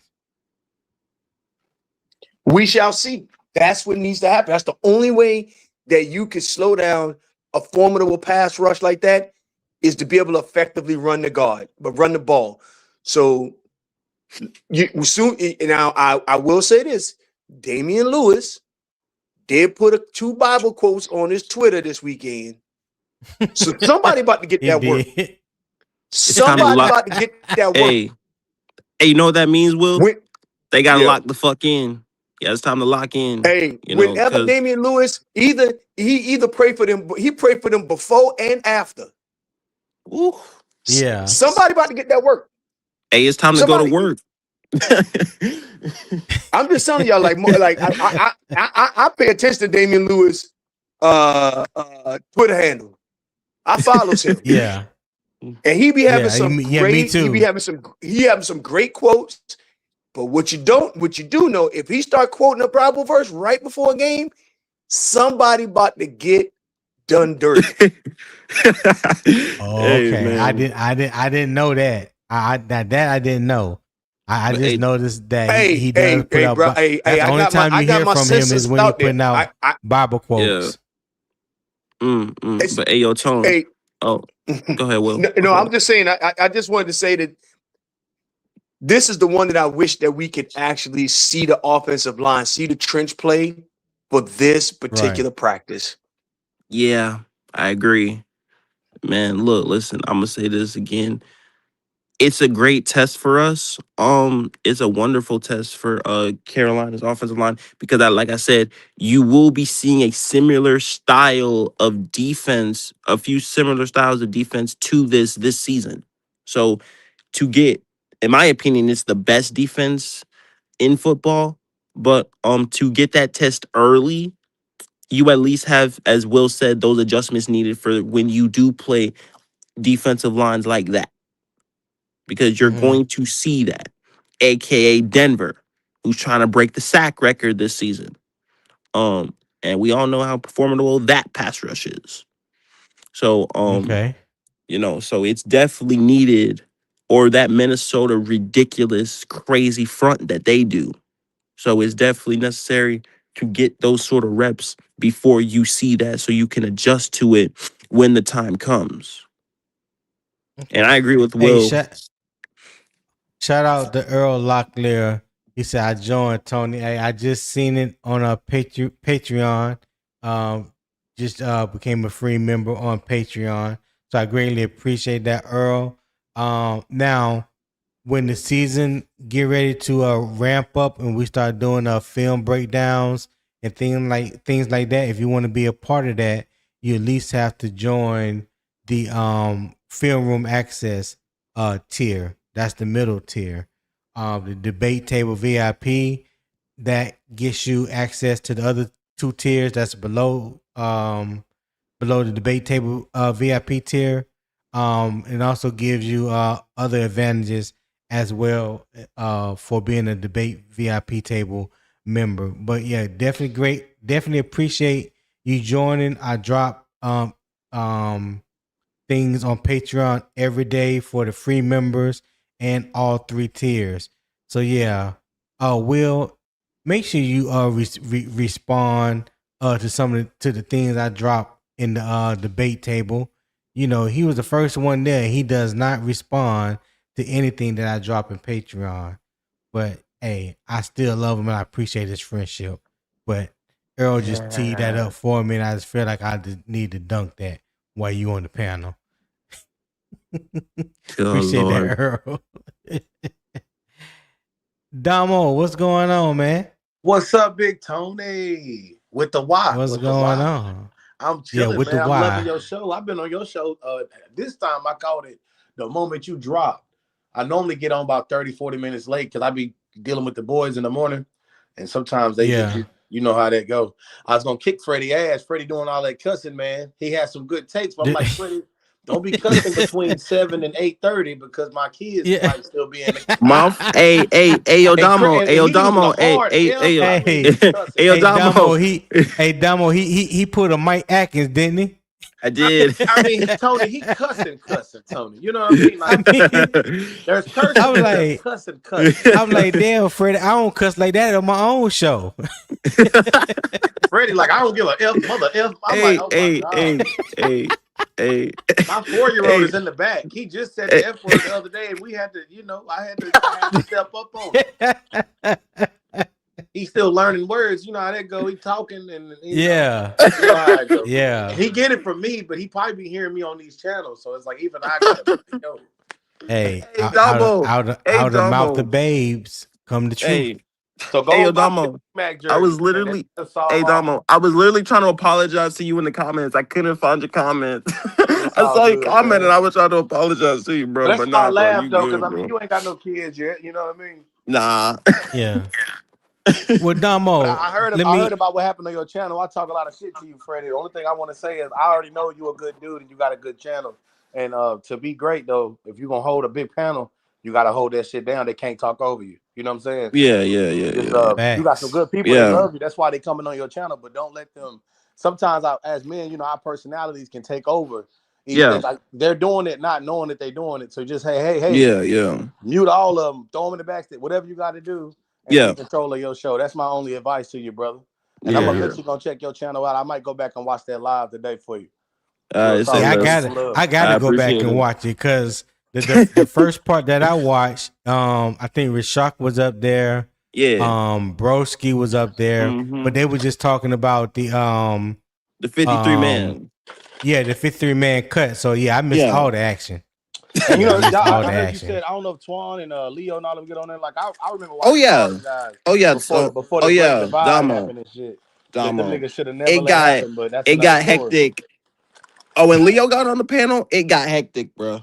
Yeah. It Yeah, got they be wild, looking for bro. the smoke, man. I've been watching them for years, so Yeah. trust SC me. Panther boy stupid. He said you got 14 kids, Damo. That's fucked up, SC. That is fucked up. You got me using the F word. I'm trying not to use the F word. Yeah. It's Hey, hard. My wife hey, told me I can't use the F word no It's more, Tony. But difficult. we can get back hey, to football, hey. man. I love Yeah. y'all talking this morning. It's been good.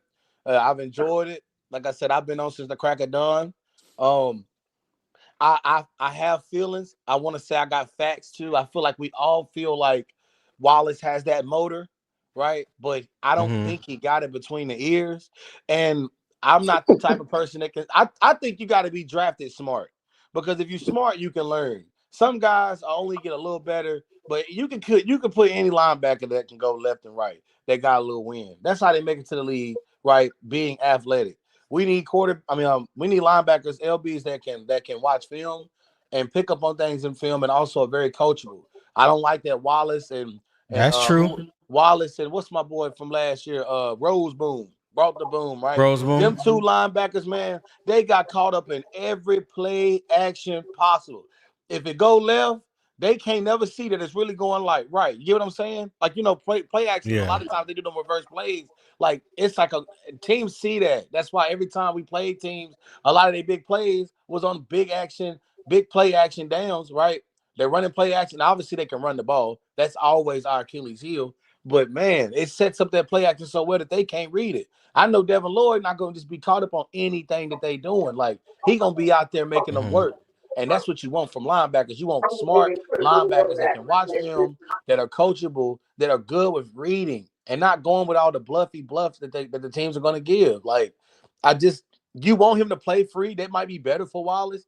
But man, the way Ejiro's defense is set up, I don't know if it's a lot of free running. I think everybody got to be out there knowing what they're supposed to be doing. I think his defense. I mean, correct me if I'm wrong. It's something about his defense that players they have to. It's almost like you either gonna play in this defense or you can't. I don't think this is one of the defenses you can just jump on and because you're good, you're gonna actually be good. I think you actually gotta come in, learn, figure out what the fuck Ejiro wants you to do, and you have to be out there able to think. You gotta have it between the ears. And I said the F word again. You see, I got a problem, but that's how I Yeah. feel, Tony. Yeah. That's just my Yeah. take. Hey, go ahead, Will. You was about to say something?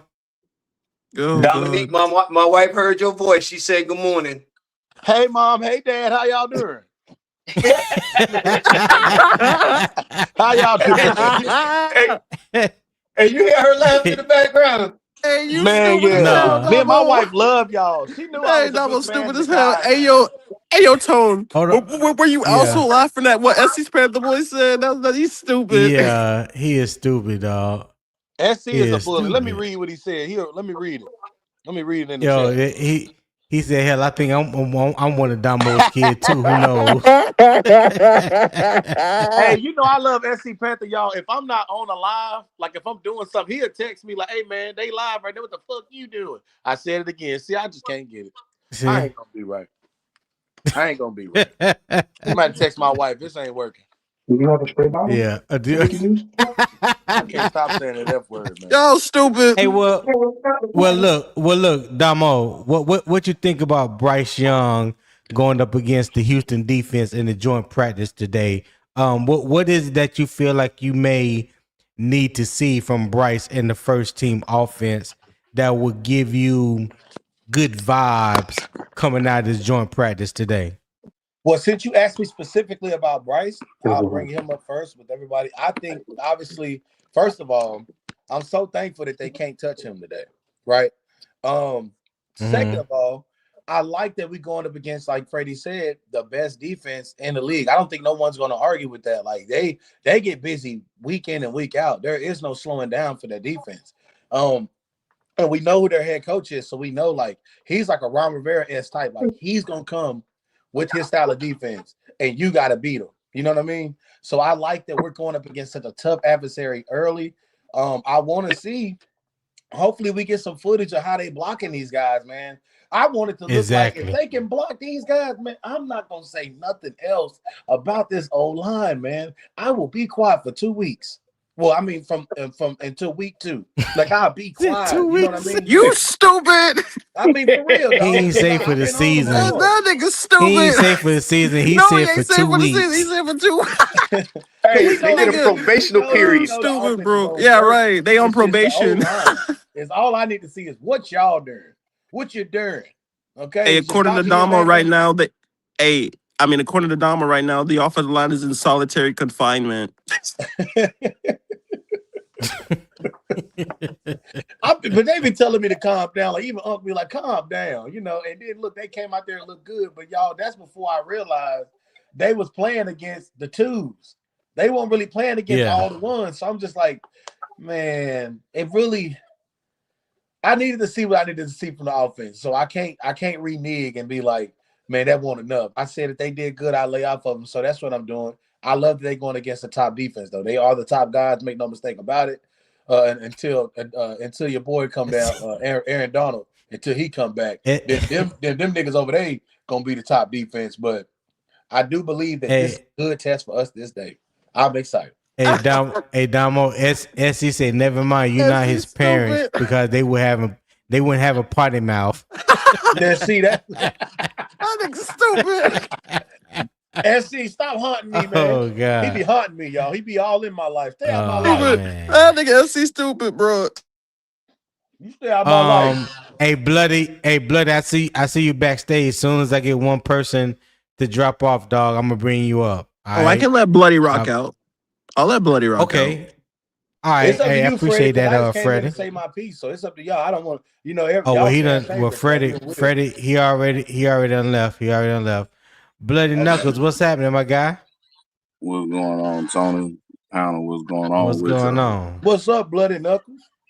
Ain't nothing, man. What y'all talking about this morning? I got a little bit of time before I start this shift. What's happening? Okay, well, cool. We talking about Bryce Young and the first team offense facing the defense of the Texans today in the joint practice. What is it that you next?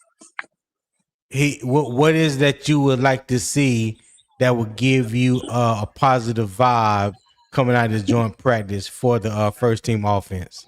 The boy getting demolished next. I'm just bullshitting with y'all. Yeah, I know. I'm waiting for you to get serious and answer the question. I know. But I mean, shoot. I mean, with practice, just like the guys were saying, it got to be more about the trenches. You know what I'm saying? I don't think the receivers and DBs gonna go that hard. Why? Because you got money out there, so you damn sure don't want to hurt the money on either side. But them trenches, that's really gonna be the fight everybody want to see. Me personally, we also, and I'm gonna just say this for the whole nation to understand this. This is a team that I believe is going to win the AFC South. This is a team that I believe Texans? That's going to, I believe they're going to win the AFC South. I think Jacksonville pretenders this year. Now, we already saw how we looked against Buffalo, how low our energy was, how amplified they was. And it ain't because of no damn stadium. We got an opportunity to play a team that's going to go to the playoffs, and we got to bring that same juice. If we can compete, just like how we competed last year, we'll see what this team really can be made of, because we got to find some level of consistency. Like, I understand people want to see the individual battles and breakdowns, and I like to see that too, and that's cool. But the energy and the effort is the most important thing that we all got to remember, and what they got to remember. And with a defense like this, just like Freddie, just like Will, just like other guests you had up here was saying, you got an opportunity to go up against one of the best, if not the best, defenses and possible teams in the league. You got another opportunity. Do not waste it. Go out there, look lackadaisical, and don't go out there and get your ass whooped. Because I already know what it's going to look like if you go out there and get your ass bust again by a playoff team. Okay. Hey, Will, hold on, Will, before you go, hey, listen, Hey, listen, everybody. We've been here for 2 hours now. I greatly appreciate it. If you are enjoying the vibe and the conversation, show your love by donating to the channel. You can donate through a super chat if you're watching through Carolina Armchair GMCJ channel on YouTube, or you can also donate through PayPal. All right. I'm going to bring up the QR code that's at the top right on the screen. There's also a pinned link in the YouTube chat is at the top pinned comment. You can click that link. It will take you directly to PayPal. Don't have to have a PayPal account, but just open that link, pull out your trusted debit card, and give whatever your heart leads you to donate to the channel. Especially if you are enjoying the vibes and the energy and everything that the morning kickoff with unbiased opinion sports talk is bringing you. And if you haven't subscribed to my channel, you go to youtube.com / at UO Sports Talk. All right. youtube.com / at UO Sports Talk. I would greatly appreciate that. Go ahead, Will. Bloody hit center mass on that, man. Like I know that like the beat reporters, they can only like show like individual drills and stuff like that. We'll get at least get a view in the how they stand up one-on-ones, right? We'll at least get that view. And they, Joe Persons and Sheena and Vashti and those guys, they do the best they can of describing what's happening. Only thing I can say is this. Going up against this defense is a good dress rehearsal and a great teach tape. I know I said that already. I want to be able to have confidence that if we were to, when we go up against a team like Denver, we're able to hold our own. It's impossible for most offensive lines to have a perfect score against a Denver defense or a Texas defense. But you know what? You got to be at least a C student. You got to be at least a C student in order for you to win the game. They front seven will win every game for them. That's not possible. So you got a chance to win the game. You just got to do your part. So that's what I want to be able to have confidence in going forward for our team. Okay. What you already answered the question, Damo? I think you went first, right? Yes, I believe I went first, but you can ask me again. Shit. Okay. I got what? I'm over here eating. I said you can ask me again. Shoot, I'll give you another answer. No. I'll get you another question. I'm just picking. Damo. Keep going with the show. Blood already dropped off. Okay. He's not wrong for a lot of that stuff he was saying though. I mean, it's actually an honor. No. He went wrong. He went wrong. Defense. I mean, he was actually spot on. You know, definitely the biggest test is going to be in the trenches, like I mentioned earlier. We're going to see. Hopefully, that Houston will give this offensive line everything that they want, because that will give us a better understanding, a better test of what we have actually up front when we're talking about protecting not only Bryce Young, but opening up running lanes for Jonathan Brooks and Chuba Hubbard. You know what I mean? Yeah. So yeah, I want to see them be stretched to the max. That's what I'm hoping to hear. That's what I'm hoping to hear from this joint practice today, is that the Houston Texans defensive front stressed the hell out the offensive line, and how did they respond? Why can't we get footage of the overall, like some of the scrimmage? Like why brother, I have no idea. Like why do they only put, like I don't get that. Like I don't be understanding that. Because all the other teams, they put footage out there. I mean, they got people out, obviously everybody, fans can kind of come watch them other than us this year, but it's just weird. It's just weird, in my opinion. All right. Hold on one second. Freddie told me to check my PayPal.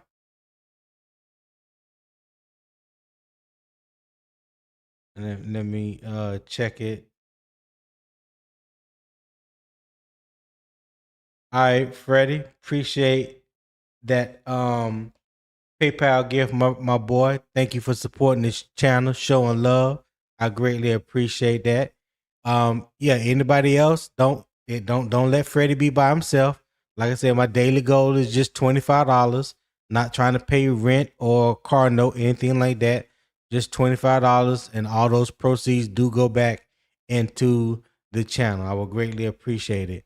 Will, which Carolina receivers and tight ends do you believe have to win early in their route before Houston coverage can squeeze the windows? Well, I really want to see. I want to see if T-Mac, if he's, everybody said he's stronger, he's bigger, right? He's getting off a press easier. Let's see if these guys button up with T-Mac and see if T-Mac can make them pay over the top. Hopefully they set a scenario up like that, and without telling the offense, hey, I want you to press, I want you to send a blitz package. I want to see if we can beat your blitz. Okay. Let's see if T-Mac can win. And then he need to know. I'm sorry, say again. No, I was going to say shout out to K1 Stella. He's a Texans fan. He said, I want to see y'all work out interior offensive linemen. Hey, appreciate you for tapping in, my guy. Yeah. I appreciate that. And hopefully our defensive front can give the interior offensive line of the Texans that work today. I hope it can be hand in hand. I hope that we do that for each other. That's what I really want to see. Go ahead, Will. I didn't mean to cut you off. Oh, no problem. I like when we have other fan base tapping in and giving like real substantive like thoughts, because it's good to see it from the other side. Hey, I appreciate hearing from other people, man, because I don't have a lot of time to go to other pods. But same here. But I want to see if T-Mac can beat that press, because if he can't beat that press, he need to take his ass back in the lab and learn how to gain leverage. No, I'm just saying, because I want Mike Evans to be a forgotten thought in this NFC South. I want this to be Teteroa to be the wide receiver of choice. Everybody, when they talk about the NFC South, they talk about Teteroa McMillan. Not that dude down there for the Georgia Pigeons. Not anybody down in Tampa or anybody down there in that damn cave in New Orleans. New Orleans played their football game in a cave. I don't want to hear about nobody. I want everybody to think of the NFC South, and they think of the wide receivers in the NFC South, they think of Teteroa McMillan. So I need him to be able to get leverage, get skinny, be able to break out, go over the top, beat people, and start mossing them. That's what I want to see. So sorry about that. I know it's a little long-winded, but that wasn't long. No, you good. But Will, so there's so you got a lot of animals. Okay, so you got Georgia pigeons and you got leopards. What else you be calling people? I mean, when you put an animal on it, it changes the funny. You know what I mean? That's funny. Don't get him started. Damo, don't get him started. Don't get him started. I'm sorry, Damo. man. You know I love comedy. I can't help it. Leprosy is a disease. That's not the leopard. When I say somebody's a leprosy, that's an actual communicable disease. It's a communicable disease. That means you are the host patient that's spreading germs to everybody else around you. Ugh. That's a perfect name for them. You know what? Hey, Gates. I knew I liked you, Will. I knew I liked you. Gates said Red Swarm. I just started twitching. He heard that, Will.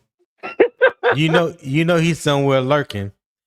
Hey, he over in the corner rubbing his hands. Yeah. He definitely somewhere lurking. CJ. He know Will. CJ called them the New Orleans swamp rats. There you go. Yeah, I like that. New Orleans swamp rats. We got Georgia pigeons. I need one for the Tampa Bay. Well, I call them the Tampa Bay F words, but I mean, I call them the Juncaneers. The Juncaneers. We gotta go a little harder. Junkineers. We gotta go a little harder on them. Well, I'm gonna give you more time. I need you to come back with one. Okay, I'll go in the lab. I'll circle back. I need a good one for them. Yeah, y'all crazy. I never thought of one for Tampa Bay, but I guess that would be a good one. Yeah, I'm about to go in the lab on that one myself. I'm about to come up with one for them. I think it's because out of all of us, they have like the lamest uniforms, like the lamest everything, I guess. So no one really thinks of them. But yeah, it's time. Fire it's time the they get their cannons. You know what I mean? Fire the cannons. Freddie said the Tampa Bay Toucans. Hey.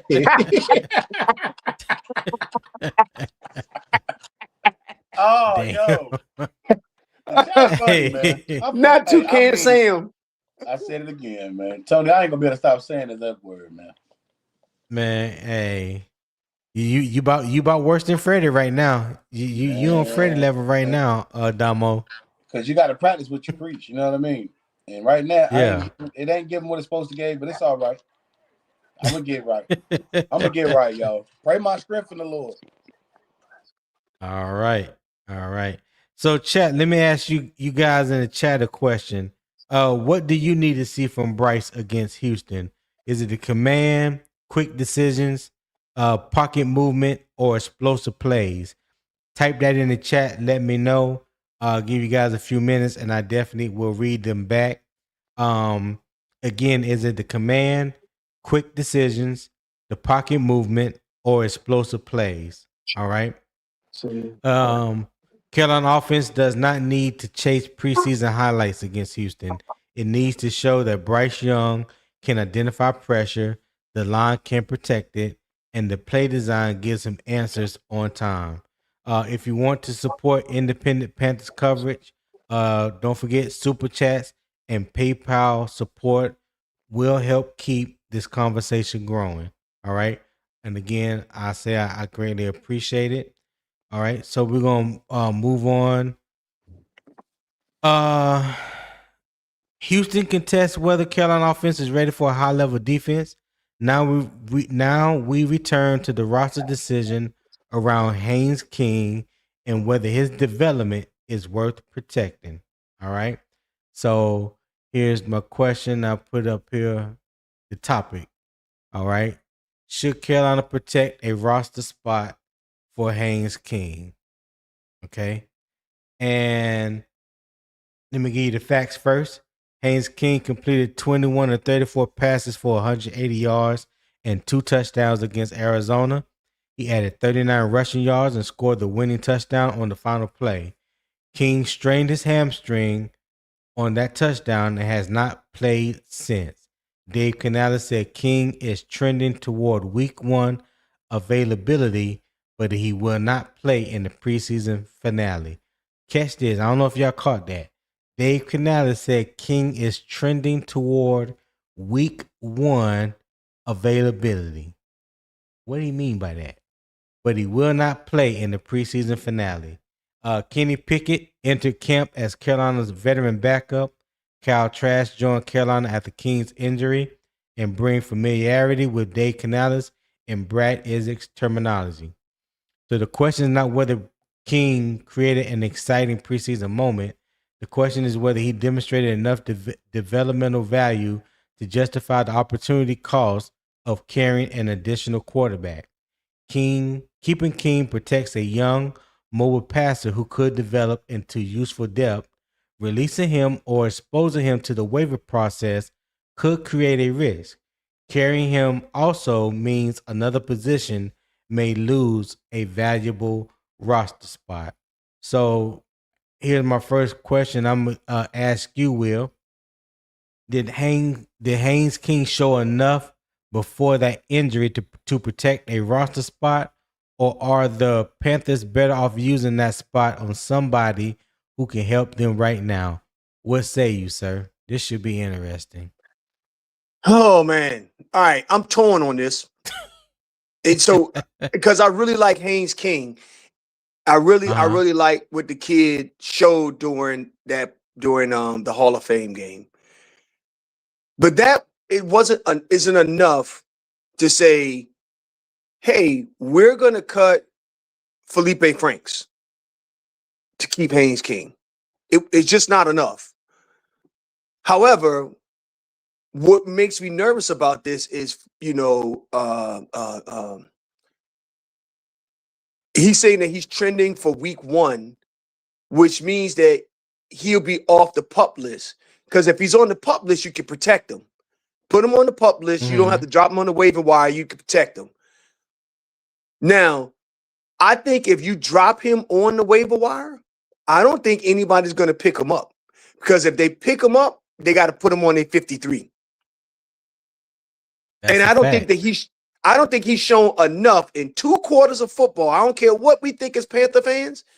I don't think he's shown enough in 2 quarters of football in order for somebody to say, I'm picking him up. I'm dropping my number 2 quarterback that I had in camp for 2 months. And I'm going to pick up this guy. And that's why I'm going in with week 1 as my backup. I don't think nobody's doing that. Damo, what you got?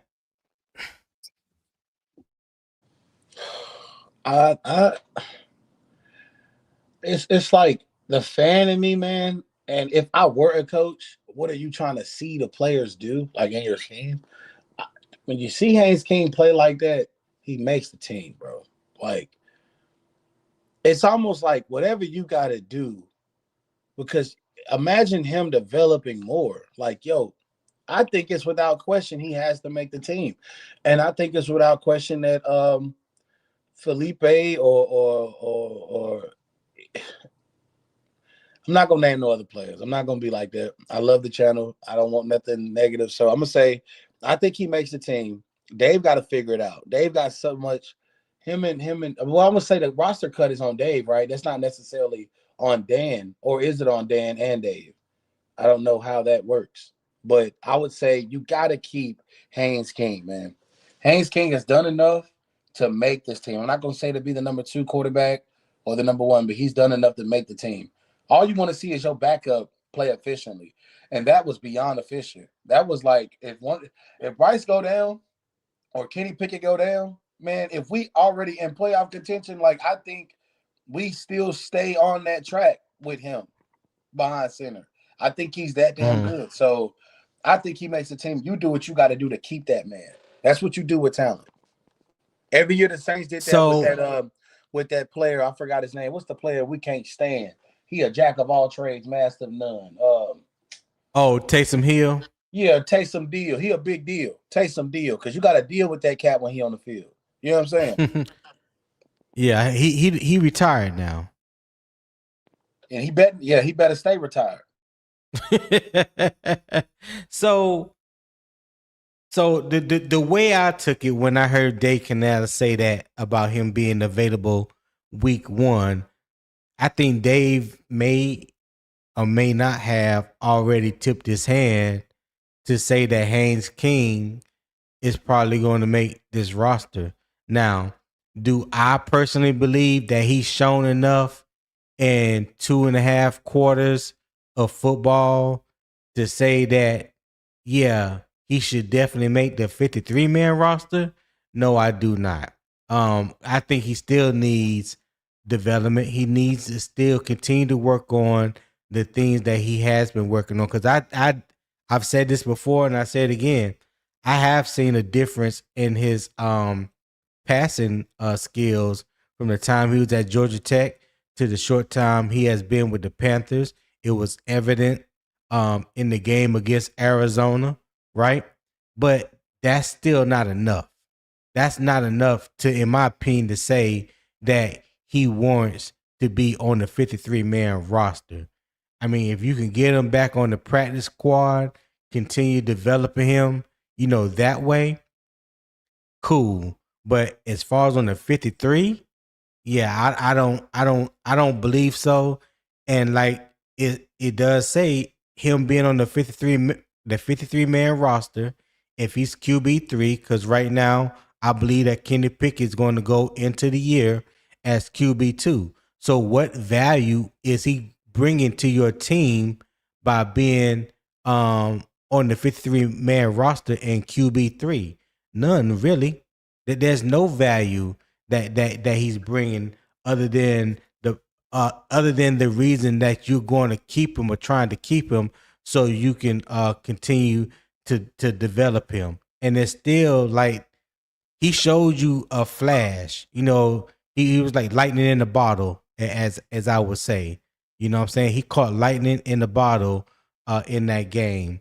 So, like I said, in full context, when you look at it in full context, he was out there playing against guys that's not going to make their team.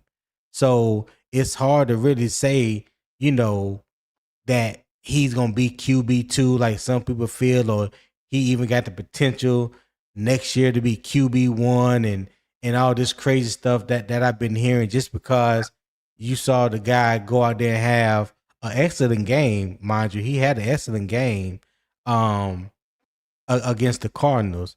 But I will throw a little salt in this too as well, because how many times Bryce has thrown for less than 200 yards and threw for 2 TDs, and people criticize him and say that ain't enough, right? Oh, here we go. Maybe, Ooh, Tony. I know that might not be no fair comparison, but Well, he didn't play the whole game though. Now he didn't play the whole game. No, if he played the whole game, he probably had about 400 yards. No, we keeping it a whole thing. If he played, but he was playing against UPS drivers. Hold on, Damo. Pickett played the first 2 or 3 drives, and Haynes King played the rest of the way. Don't do that. Don't act like he only played like 1 quarter. Okay, he wouldn't have had 400 yards. He would have had. He would have had 3. I'm going to put it out there. I put it out there because he was throwing down the field, man. He looked like Tony and Real Robinson had a nephew in the league. That's what he looked like. But he was YOLOing it. You got to think about it like this. Haynes King said to himself, I may never get on the NFL field again in my life. You're right. He was out there. And you know what? You gotta. If that was your kid, you'll be like, you damn right, son. You showed him, because you may never get another chance to show anybody ever again. First of all, if that was my kid, I'm crying after the game. I'm crying. Hey, boy, boo-hoo, snot bubble. I'm talking like I am not good right now. Hey, Tony. Hold on. Hey, when my boy was at Mississippi State and I seen him lay somebody out on a running play, dog. Who you talking about? I didn't care about nothing else except that's my boy. Hey, and I've experienced that for the first time with my son last year after the end of the school season, right? At the end of the school year, a couple months ago, they had their awards, and he was leaving the first grade. He's in 2nd grade now, right? My oldest. And I realized like I was a super competitive dad when I felt like he was slighted on the awards. I felt like they was just giving the little girls too many of the awards. You know what I'm saying? And all the little black boys, I just feel like they kind of got slighted. They made sure they got one, but it wasn't enough. I know all the awards that he was supposed to get was given to other kids. And I know because we were the parents really there working with our child every day at home and going to all the meetings. My wife was, talking to the teacher all year long, dealing with the BS. And I felt so slighted. So I said, I can't imagine when my kids start playing sports. Oh, my God. I just want to tell y'all that from my little perspective. That's into my life. It happens, man. I was pissed off, y'all. Like my wife had to calm me down. Like we had to go talk to the teacher at the end of the thing. So she was like, my wife had to like pull me to the side, like, baby, hey, like I get you upset. We all upset, but you can't, try not to show it in your face. It is. They're still kids. You know what I mean? That's just one teacher. He's gonna have many more.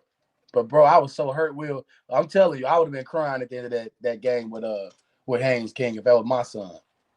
Yep. No. With you. Yeah. So fellas, okay. So with that,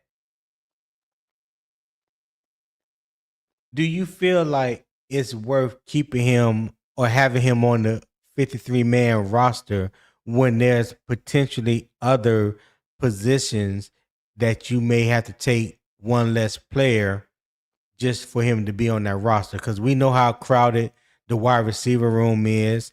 We know how crowded the tight end room is, right? We know that we need help in the linebacker room. We actually need a little bit more depth in the defensive, as far as the interior line of the defense, right? Offensive line needs some good quality backup because I don't think nobody is satisfied or happy with Chandler Zavala and Brady Christensen right now. So there's a lot of positions that we need to upgrade the talent, maybe keep some of the talent that we do have. Is him being QB3 is bringing him onto the 53-man roster worth maybe losing a potential player at other key positions, someone that can provide more help right now? Will, what you think? I Man, hate the way you want to placed keep it. him, First man, of but all, Hold on, Damo. Go ahead, Will. man, I want to keep him. But like I said, and I want to just pick on somebody like Felipe Franks. Do you keep Felipe Franks a special teams ace? Because he got to have that guy in the tight end room. Or do you keep Haynes King? If you're trying to win now, it's Felipe Franks.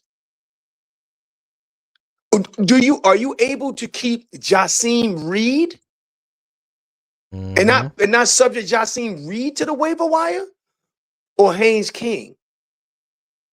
It's Jasim Reed to me. Yeah. I just want to put that up. Do you subject Corey Thornton to the waiver wire? Or do you keep Haynes King? That's the decision that Dan Morgan and those guys got to make. So when that 53-man roster cut happens, people are going to freak out and say, oh, they're trying to protect Bryce. No, they thought that Corey Thornton was more important. They thought that Jasim Reed was more important. They thought that Felipe Franks was more important. That's what the mathematics was on this, not necessarily anything to do with Bryce Young. But nobody's going to believe that. Right. Because, I'm trying to stay neutral. I'm trying to stay neutral. I'm neutral too. I'm neutral too. I'm just saying that it's unfair that, it's a 53-man roster, and we, if it was Carolina Panthers if it was the 2023 Carolina Panthers, we could have carried 4 quarterbacks on the damn roster. But we don't have that luxury now. So I think I kind of already asked this question. So I'm not gonna ask it again. But I will ask y'all this, and Damo, you can go first on this one. Has Kenny Pickett done enough to make this backup quarterback decision easy, or is Carolina still searching for clarity? man, give me one second. I gotta sneeze. My bad, guys. This how I feel, right? And I'm gonna go off feeling. Has Kenny Pickett done enough for his career to be a backup somewhere? Yes, right. No, not backup somewhere. Not somewhere. We're talking about here in Carolina. I know. Has he done enough? Yes, he's done enough to be our backup. And I agree with Will. And I also believe the way you placed the other question, Tony, was just like, it's a no-brainer that I guess you don't keep King, because if you want to win now, you do got to bring other guys that can play other positions, right? And not just a guy that's just going to be on the bench. My question to you is, can we keep King if he goes to the practice squad, or could we lose him? Like, how does that work? Can you? I didn't hear you. I had to mute Will. What you say, Damo? No, I was saying, could we keep King if he goes to our practice squad?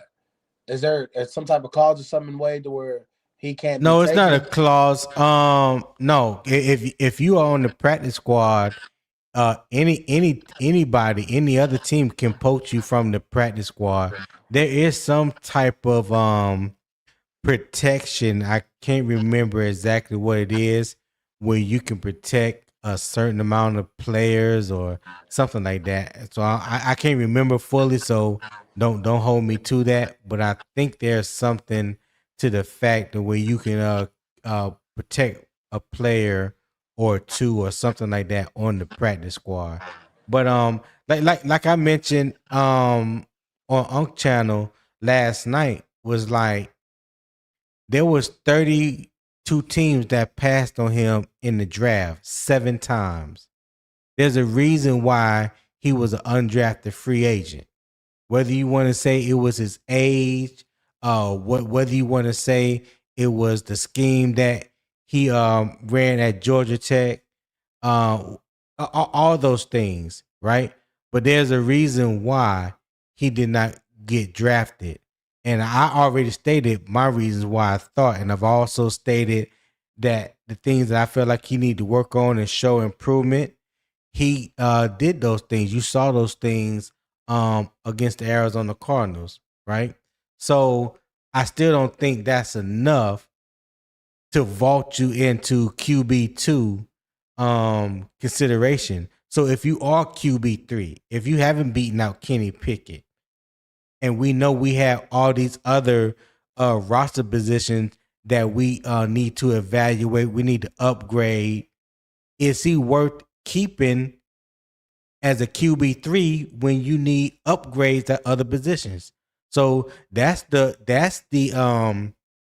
question that Dan Morgan and Dave Canales and Brent Tillis and those guys are wrestling with right now. And come Sunday, somebody's gonna be heartbroken. Somebody's gonna be heartbroken because me personally, from a roster standpoint, I think there's other pressing needs on the roster that we need. And it's not QB3, right? It's not QB3. That's just my personal opinion. What you think? What you think about that? I got a question for you, man. I love the take. Like Go you, ahead. it's not wrong. There's nothing wrong about it. I guess when you was like, when we may need to upgrade other positions, are you also like kind of insinuating that we might be having to trade to bring in more talent? That could be a possibility.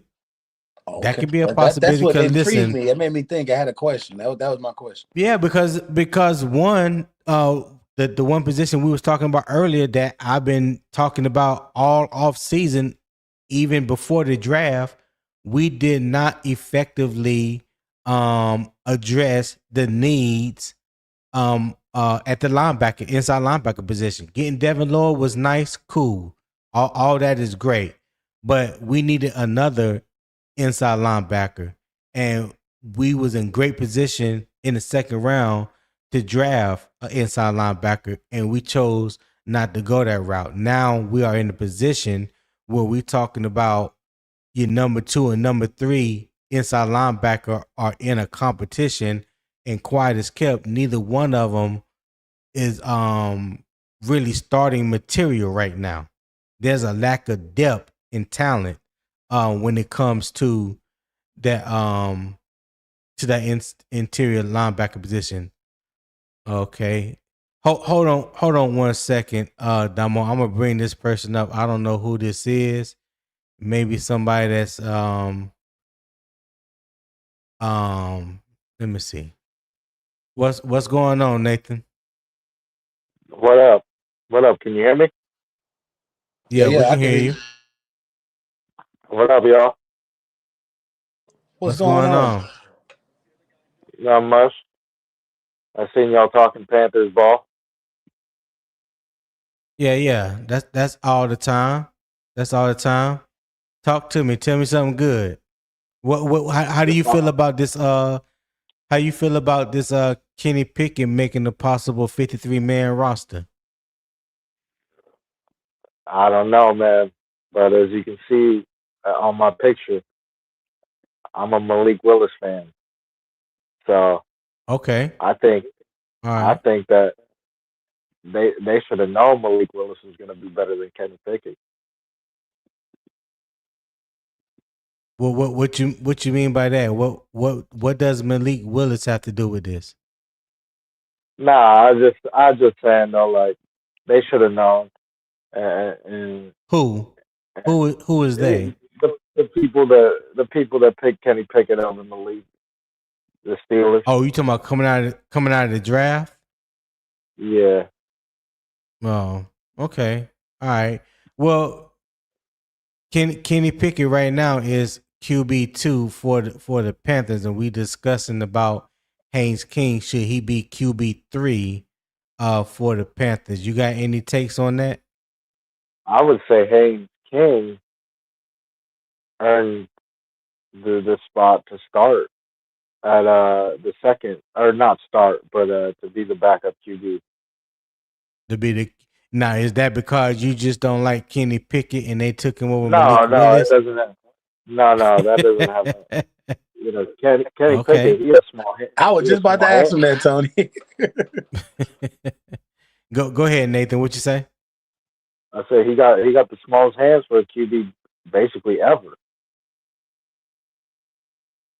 Okay. Mr. Kenny Pickett. So well, that's public knowledge. We all know that Kenny Pickett has small hands. Okay. But what does that have to do with him being QB2 right now?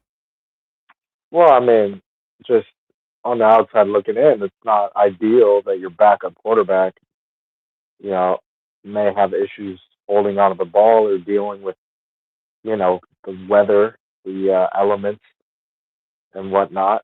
When it's raining, is he going to be able to wear those gloves to grip the ball the way that he wants? But either way, what has Kenny Pickett shown as a Carolina Panther to deserve the second spot? It looks like he took his gloves off, though. I don't think he's playing with the gloves anymore. Well, he took one glove off. But to answer your question, Nathan, he hasn't played a regular season game yet for the Panthers. He's played sparingly in the preseason against Arizona and in the Buffalo game and in the Jacksonville Jaguars game. I think his completion percentage is pretty good throughout the preseason so far. I think he's protected the ball, so he hasn't thrown an interception, I don't believe. Correct me if I'm wrong on that, Damo, or anybody in the chat. But I don't think he's turned the ball over in the preseason yet. So to me, I think he's done just enough to solidify that backup QB spot going into the season. I don't know how much Panther football that you follow, but Dave Canales them did mention when they traded Andy Dalton, they said they wanted to bring in a younger veteran quarterback to back up Bryce Young, and I think they did exactly that by bringing Kenny Pickett in. So I think Kenny Pickett is in a good position to do exactly what it is that they brought him in to do. I think no more, no less. See, the issue that I have with that is I think Haynes King can actually win you a game if Bryce Young goes out, where Kenny Pickett, I don't feel that way. Okay. So what makes you feel that way about Haynes King? Did you watch the Hall of Fame game that Haynes King played in against the Cardinals? Did you watch that? Yeah, I watched parts of it. I saw that he, went down there and got the job done at the end. So you say that again? I didn't hear you. He went down the end zone and scored a touchdown at the very end. A very clutch drive. I respect that. I said. Yeah, I respect it. So I've already given Haynes King his praise for that game, for the continued development in his game that I want to see coming out of Georgia Tech to where he is now. So yeah, I'm not. I got nothing negative to say about the young man. I just don't believe that he has done enough to warrant taking up a roster spot if he's not going to be QB2. And right now it looks like Kenny Pickett is going to be QB2. I don't think he's done enough to take up a roster spot when that roster spot can go to somebody else that can be a contributor to the team. Do you understand what I'm saying by that? No, Right. I hear you. Because as QB3, there's no value that you have to the team besides being the practice squad quarterback. That's your only value. That's the only way you can help the team is being a practice squad quarterback and emulate what the opponent's quarterback is going to do week in and week out. To me, that's not enough value. I think there's other positions that you're going to have to make hard decisions come Sunday that you may say, dang, I wish I could have kept one extra wide receiver, or dang, I wish we could have kept one extra tight end, or dang, I wish we could bring in two inside linebackers instead of one. But we can't do none of that because we got a QB that we decided to keep a QB 3 instead of addressing these other needs that we may have. You get what I'm saying? No, I hear you, but I just don't see why Kenny Pickett just earned the spot. Like why he just automatically gets that spot. Yeah. I mean, I get you. I feel you. Like when they signed him, under. I mean, he's been on 4 teams in 4 years or something, 5 years. That's facts. That is facts. That is facts. I can't even argue. I can't even argue with you on that one.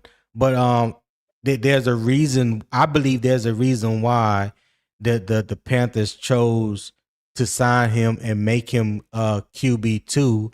And thus far, in my honest opinion, I don't think he's done anything to lose the QB2 position. What you think, Damo? How you feel about all this? What me and Nathan was talking about. I mean, I see where he's getting at, but I mean, I just go back to more so what you were saying earlier, Tony. Like, Kenny Pickett has just seen more ball than King, and if you're gonna give him the mantle of a number 2 quarterback, right, you probably going to give it to a more experienced guy. I just want to keep King around because you want talent like that on your team. Because, like, bro, people's cornerback go down every year. We're just thankful that Bryce ain't been going down. We're just happy he has that, which I believe is his only superpower right now. Is his durability in his mind. I think those are 2 superpowers Bryce got, is that he's smarter and that he's just very tough, And I think when you're thinking about your number 2 quarterback, what is he going to show? Because he's going to have to lead the team if Bryce go down. I've seen Haynes King play against my Tar Heels. Y'all got to understand, like, I've seen what happens when nothing else on their offense works but him. And he put up, if I believe, over 100 yards rushing, over 100 yards, probably like over 130 yards rushing with 3 rushing touchdowns, bro. And they beat us in that game. Everything else was probably field goals. They sure did. Like, I seen what he does when you always say, like, yo, the quarterback put it in his hands to go and win the game. That's what Haynes King does.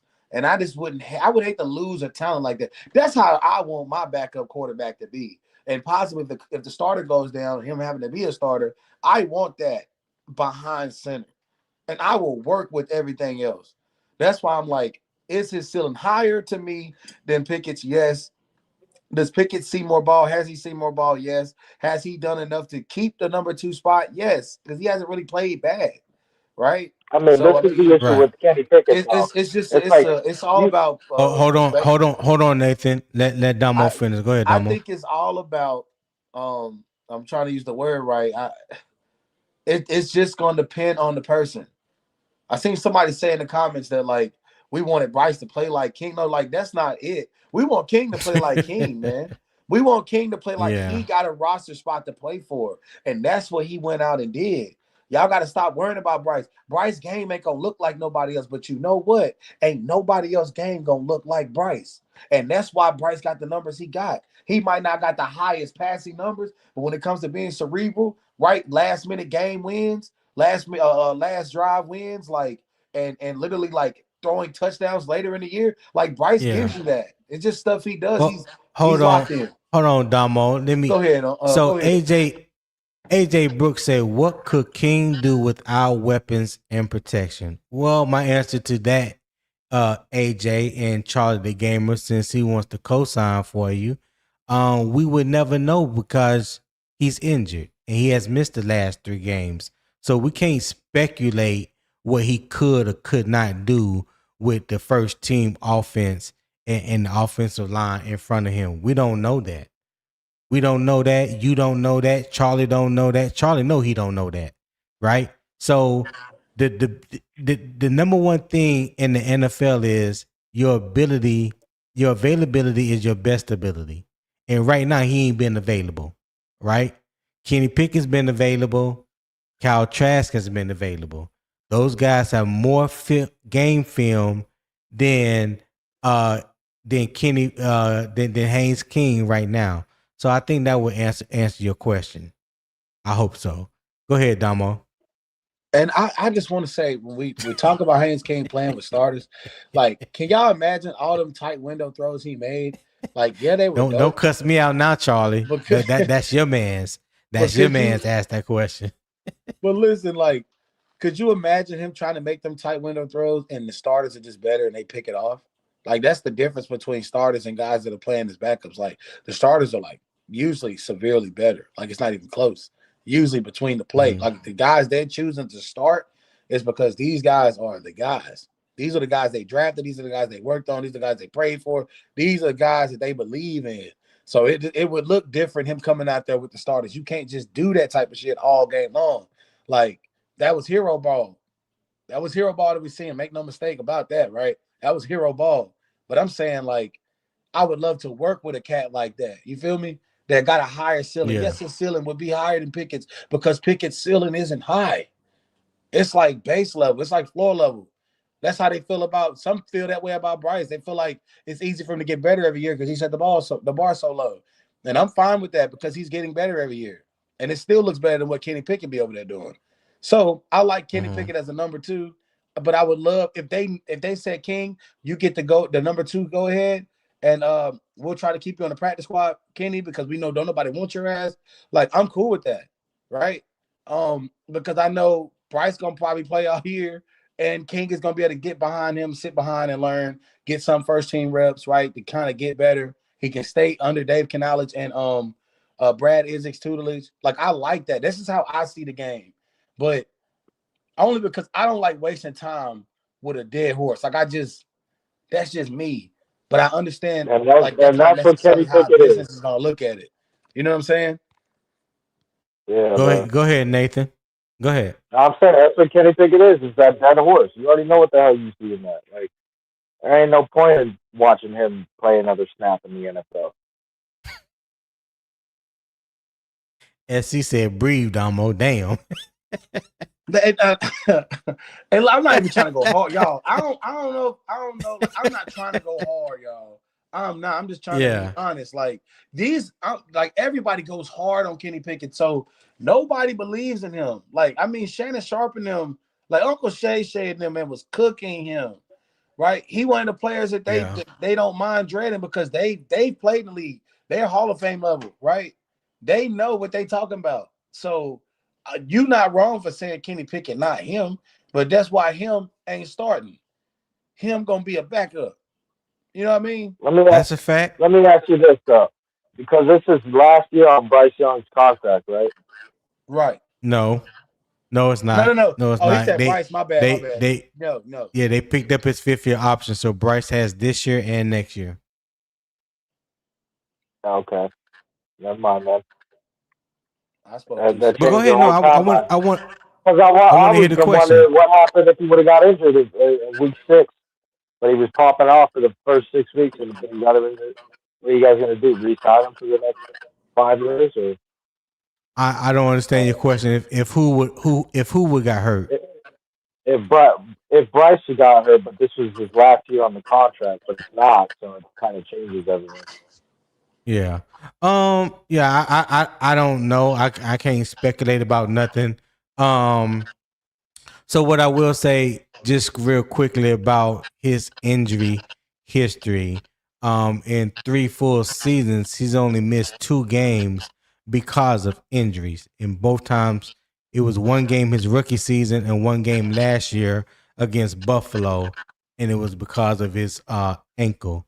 So even though he's small, as Darth Jar Jar mentioned in his comments earlier, his size, he's only 5'10", 200 pounds. He's small, as you would say. But what I will say, since he's come into the league in 2023, of all the quarterbacks that he came into the league with, he has been the most durable out of all those quarterbacks. He's been more durable than Anthony Richardson. He's been more durable than CJ Stroud. So the mere fact that he has overcome that talk in 3 years and people still want to use that as a talking point, that really just shows me you really have nothing else to talk about. There's really nothing else that you can talk about. If you are still talking about this man's height and his size as if we do not know that. You ain't not telling us nothing about Bryce Young that we don't know in Panther Nation. He is small. Can you win when your quarterback is that small? Can you win a Super Bowl when your quarterback is? Can you win a Super Bowl? Can you win a Super Bowl with a quarterback that's 6'5", 260 pounds? Yeah, we can. You do that? Yeah, No, hold on, Guzamo. Not we should. Can we? Yeah. Hey, like what in the I tell you what, in just the last 10 or 15 years, show me a quarterback that has won the Super Bowl that was 6'5", 6'6", and over 230 pounds. I got time today. I'll wait. Anybody could pull that up. Tom Brady? He's not over 6'6" and 230 pounds. You said 6'5". Tom Brady 6'4". Okay. 6'5", huh? Why does it have to be 6'5"? Patrick Mahomes. I mean, we talk about from the smallest to the biggest. So you said the smallest. I'm asking you, can you name me the biggest quarterback, which is typically about 6'6", because Cam Newton was 6'6", 6'5", 6'6". Josh Herbert is about 6'5", 6'6". So if you're talking about what the smallest can do, show me what the biggest can do. Because I can tell you, can't. Who? Ben Roethlisberger. Okay, I'll give you that one. That's one. Go ahead. Okay. Because you gave me Ben Roethlisberger, I'll give you Russell Wilson. Go ahead. Okay. And I don't get credit for Tom Brady because he's 6'4" and not 6'5". He's not the biggest quarterback, is he? Is he? Was he ever considered the biggest quarterback? Okay. What about Peyton Manning? Not the big. What was Peyton Manning? I know he's like 6'5". He was about 6'5". Okay. You know what? I give you Peyton Manning. I'll take Jalen Hurts. Go ahead. Okay. What about Joe Montana? He was not the biggest quarterback, and plus I said the past 10 or 15 years. And by the way, Jalen Hurts and Russell Wilson, they're two different heights, probably. And that's Russell not Wilson, the smallest quarterback. Russell Wilson, is he? Russell Wilson official height is a 5'11". That's his official combine height is 5'11". Yeah. Okay. All right. Well, I'll give you Russell Wilson. So basically, what I Legion of Boom and Marshawn Lynch beast mode. But what Jalen we're not going to do. Got carried by the so hold on, Nathan, I'm talking. So please allow me, the host, to finish talking.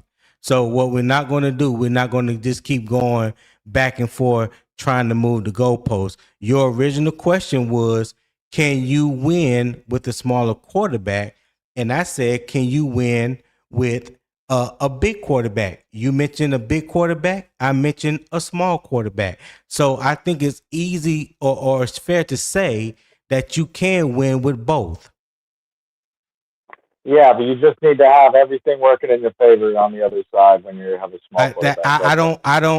I don't care what's working in somebody's favor. I don't care if they have all the weapons or That's whatever the what the case facts may are. be.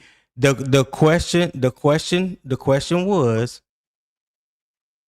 whether a small quarterback or a big quarterback could win, and both. And to answer your question, we have seen it done with both. We've seen it done with a smaller quarterback, and we've also seen it done with a big quarterback. So again, that is the answer to the question that yes, you can win with both. All right, cool. But a majority of them are taller than 6'1". So Okay. the percentages are in my favor. I mean, every time. You got Drew Brees, Jalen Hurts, and Russell Wilson. That's all you got. Those three people.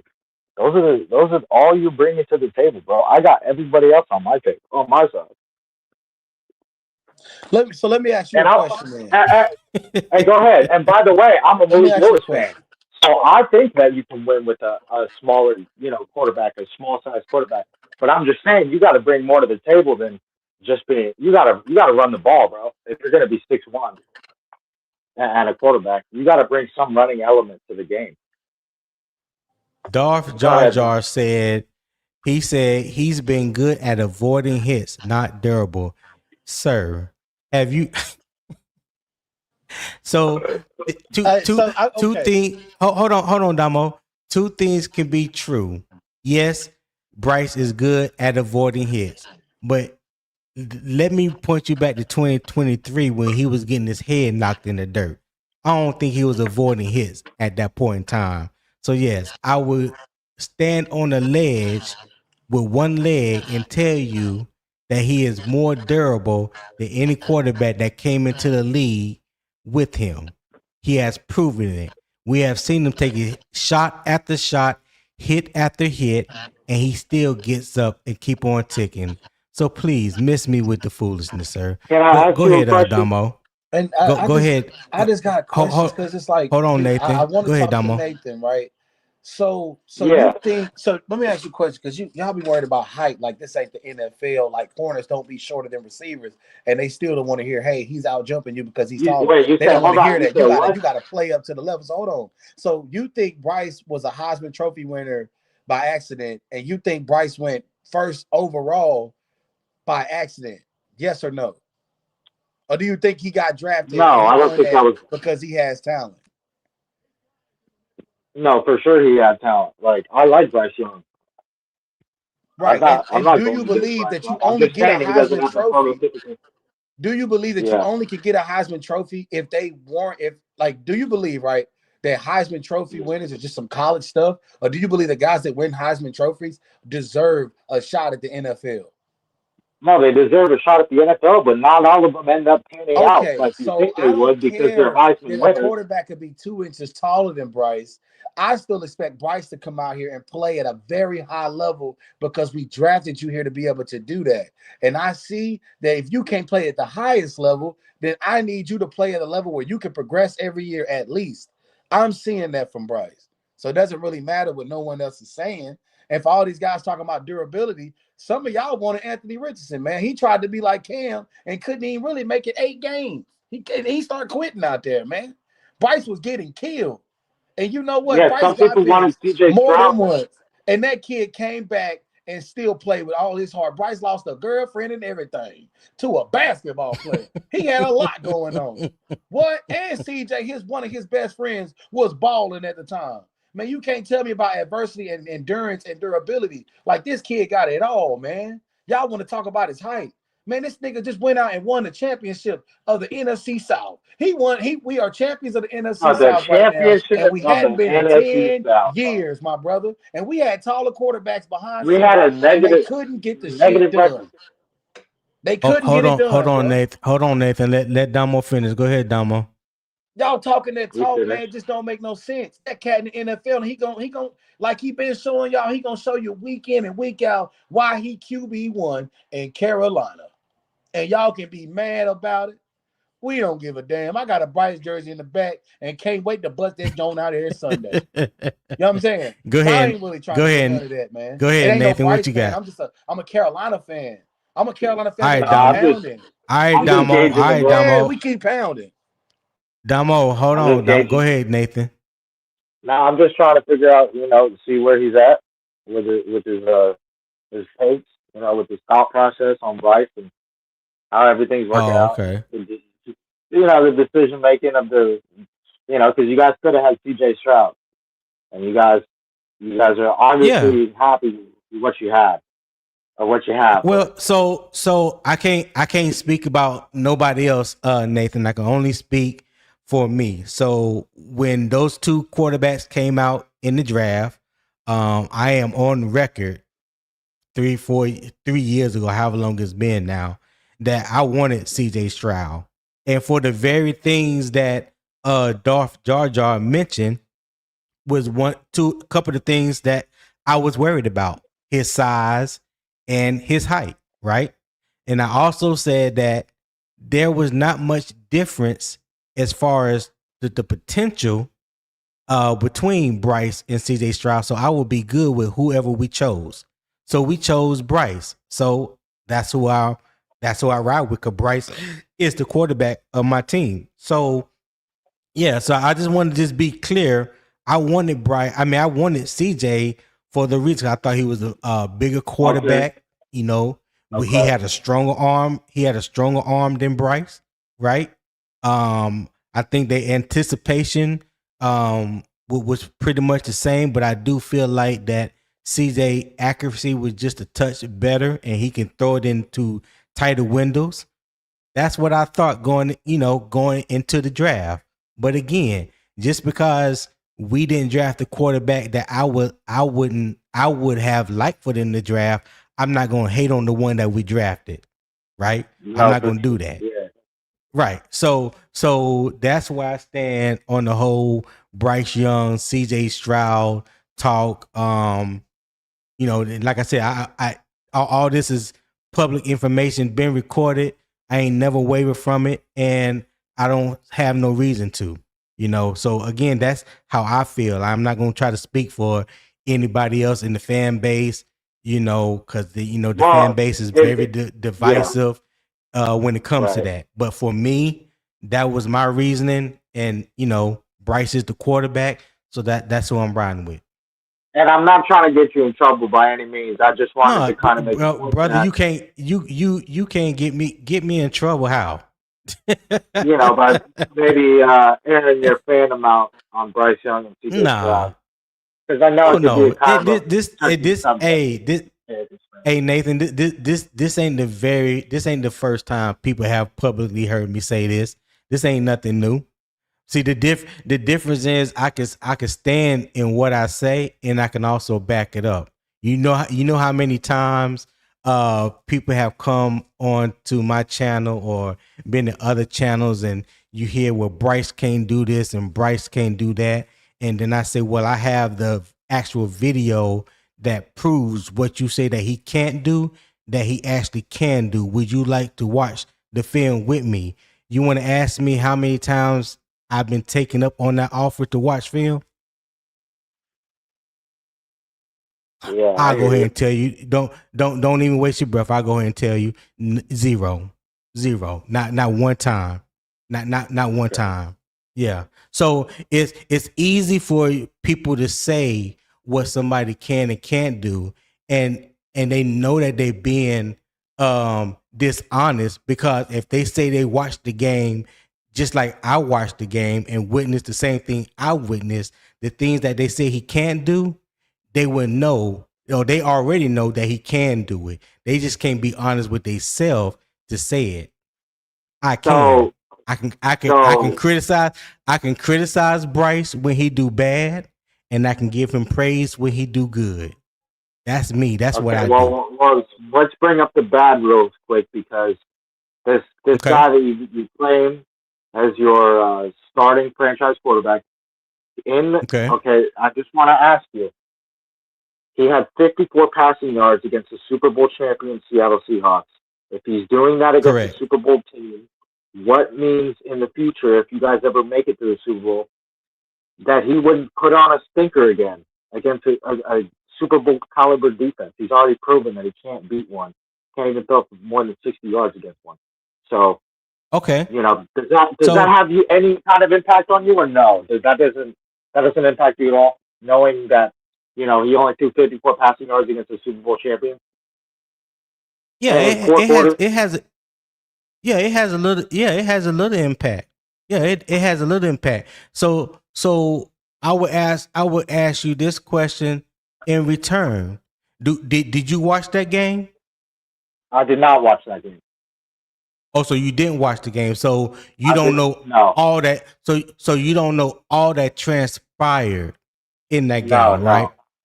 no. I Okay, would so like to it's not try to there's no need for me to even try to explain to you what could possibly went wrong, what could have because happened, that is what could have led what could have led up to 54 yards. So it ain't no need of me even trying to go there. But I will ask you this, Nathan. So you brought up that game where Bryce threw for 54 yards.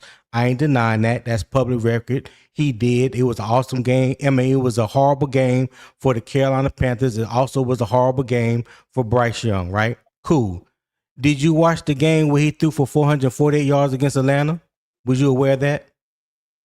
look. That's not a Super Bowl caliber defense, bro.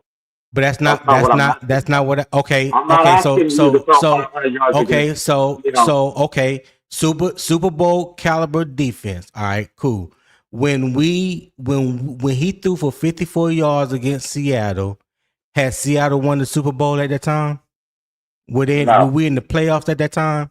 So how do nope. we know, or how could you say that they were a Super Bowl caliber team at that I time can say it when it now. I can transpired? say it now. Now I can So say it so because it so already happened. so you're going off of hindsight, which is easy to do, Yeah, but you're going off yeah, hindsight. Okay, cool, sure. cool. So when Bryce threw for 448 yards on the Atlanta Falcons had the number 3 ranked pass defense in the league. Did you know that? Yeah, well, when was that? Week 2? I don't remember the When? week, and I don't, Okay, I well, it don't, I kind of don't know. matters. It wasn't. It no. I could tell you it wasn't week 2 because Bryce Young hasn't won the first 2 games in his first 3 years. So that has been heavily talked about. That's public knowledge. He has You been said 0 what? and 2 his first 3 years. He has been Oh, 0 and gotcha. 2 his first 3 years. Yeah. But when he threw for that against the Falcons, if I'm not mistaken, it was probably somewhere like after week 10 when he What did year was that. that? This was just last year. Last year. Okay. Mm-hmm. Yeah. Well, So yes, he had the worst game in franchise history, 54 yards against the Seahawks, but then he also threw for the most in franchise history, 448 on the Atlanta Falcons the same year. well, hey, at least he And gave you again, something. and again, this is before anybody knew that the Seattle Seahawks were Super Bowl contenders or even Super Bowl champions. It don't matter if he knows that or Okay, not. I He mean, put up that performance. That was awful. But yeah, I get what you're saying. He okay, still ended up having a 500-yard game, which I can't deny. Which is, that's what I wanted to hear. I wanted to hear something, reinforcing that he's still a good quarterback.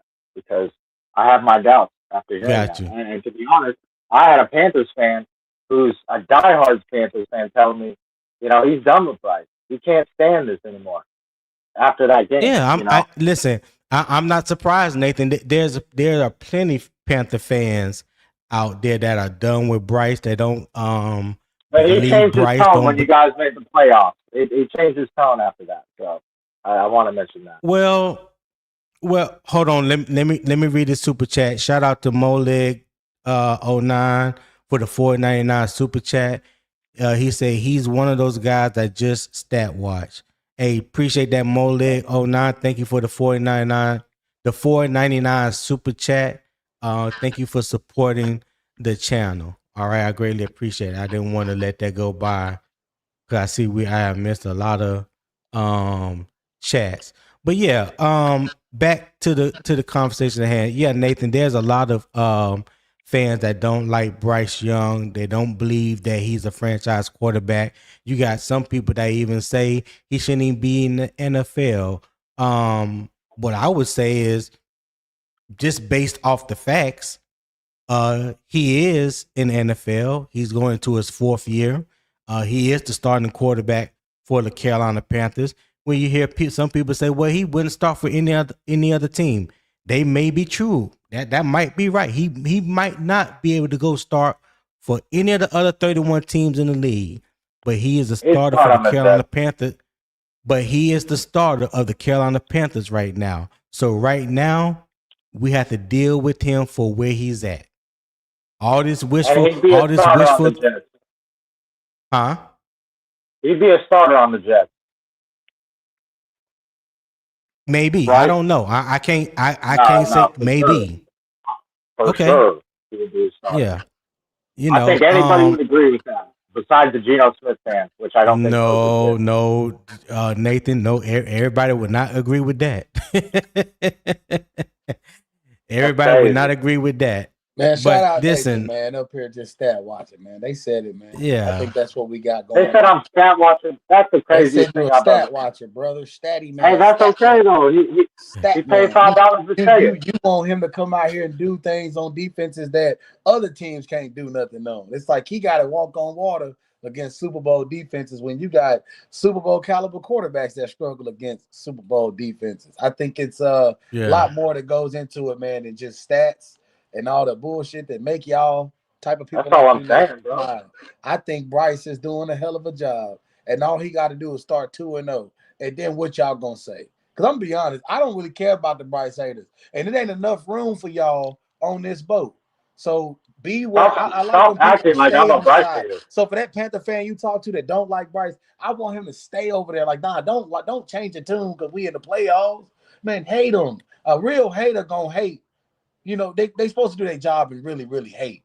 So if you're hating, stay on the hating side. And hey, Charles and Xavier, I just hold on, fellas. Hold on. Hey, Charles and Xavier, I just dropped the link. I just saw your comment. I just dropped the link for you, dog. Go ahead, Damo. Hey, bro, you can't tell a fan how to be a fan, bro. You've proven it. Y'all went stat for stat, guy for guy, side for sides. He was arguing about the height. He want to argue about the arm talent. He want to argue about, like, I don't know. Like, I never argued about the arm. You ain't got to like Bryce, and I respect your opinion, bro. But at the end of the day, can we talk about something else? Because Bryce is our we about to move on. But hey, Nathan, hold on, Damo. Hold on. But listen, Nathan, listen, I appreciate you for being. I'm not trying to kick you off or nothing like that, but I appreciate you for coming on. I appreciate you for voicing your opinion, listening to others' opinion. You know, a good debate, a good back and forth.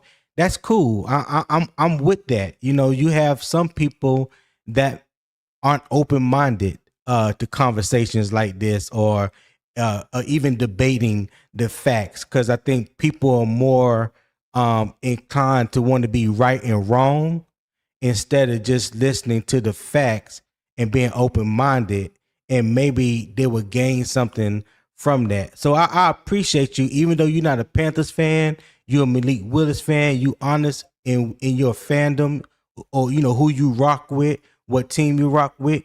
I can appreciate that, brother. I can appreciate that. Yes, so sir. Listen, thank you very much. You can come, whenever the link is dropped and you want to come on and hit the link, feel free to hit the link, man. I don't discriminate against anybody that wants to have a good conversation about football. All right. Wait, thank you, sir. Thank you, sir. Can I say something to Damo? Yeah, go ahead. Hey, I'm not a Bryce Young hater, bro. I love that guy. I think he can be it. But I still have, I just wanted to pick his brain because you guys are the fans. You guys are the ones watching him every day. I'm just picking out the things that I heard people talk about that were bad, bringing it up to you and seeing if you guys can defend it, and you have. So, hey, I'm all in on Bryce. I think he can still be the guy. I just wanted to pick your brain a little bit. I I'm not a hater on it. I respect you regardless. So you good. You good with me. I'm just. No, I know, but I just want to let you know. I'm not hating on him. And hold on one second, you know, Nathan. yeah. Charlie the gamer said Bryce is 5'10", 185, 190 pounds tops. He's small. If he was physically explosive in some way, it'd be less of a problem.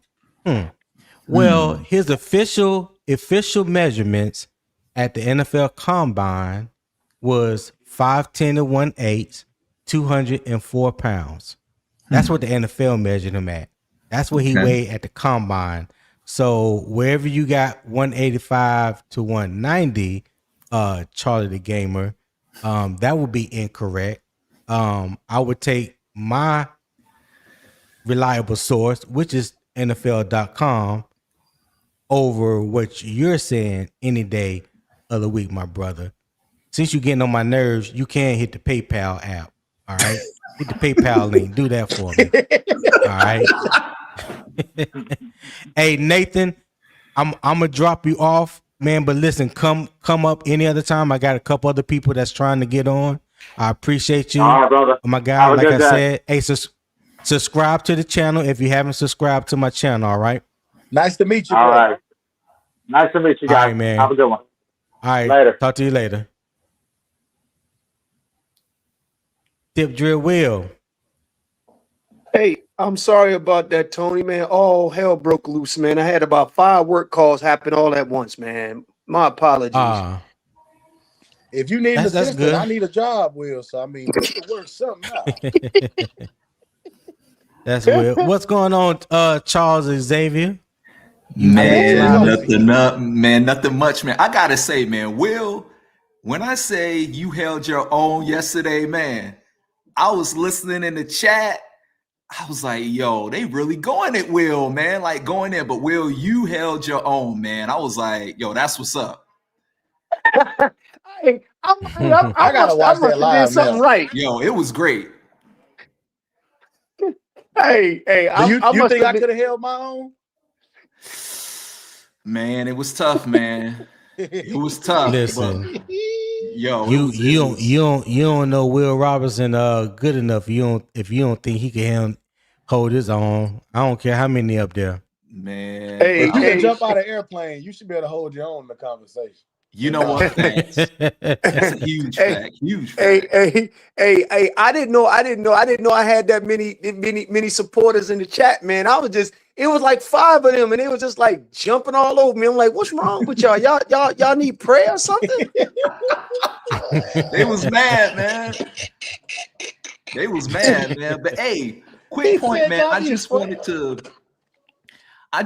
to just throw this out there, man. You know, I kind of noticed, I'm looking at all of the previous Super Bowl winning teams.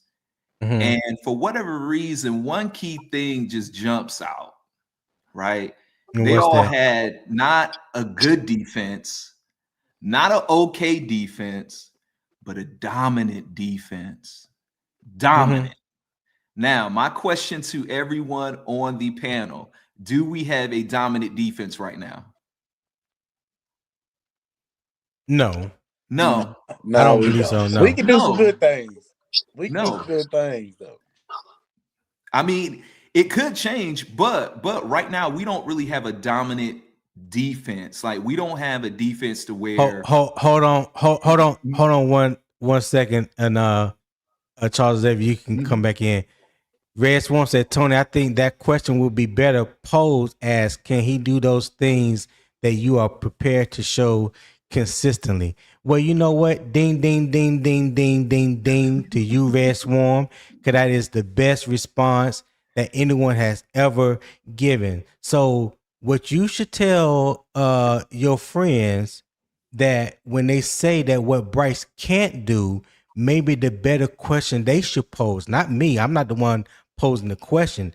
Maybe they should pose the question and say that what he doesn't do on a consistent basis or doesn't do consistently enough instead of saying what he can't do. See, that's a whole different argument and a whole different topic of discussion when you use one word incorrectly, right? So you are exactly right, Reds. Well, I'm glad you pointed that out, brother. I'm glad you pointed that out. So that information need to be passed on to anybody else that has anything to say that what Bryce can't do. They maybe should say what he doesn't do consistently, because I've talked about he's not consistent enough. I thank you for preaching that out. Go ahead, Charles. Yeah, no, hold on. That's my effing friend right there. That's why you my dog, Tony. That's my yeah. Bruh. Anyway, I'm sorry. I ain't mean to. That's my dog. I like that you bleeped the cuss word out. I'm trying to be like that. Shout out, Will. Yeah, okay. Go ahead, Charles. Finish with the thought, sir.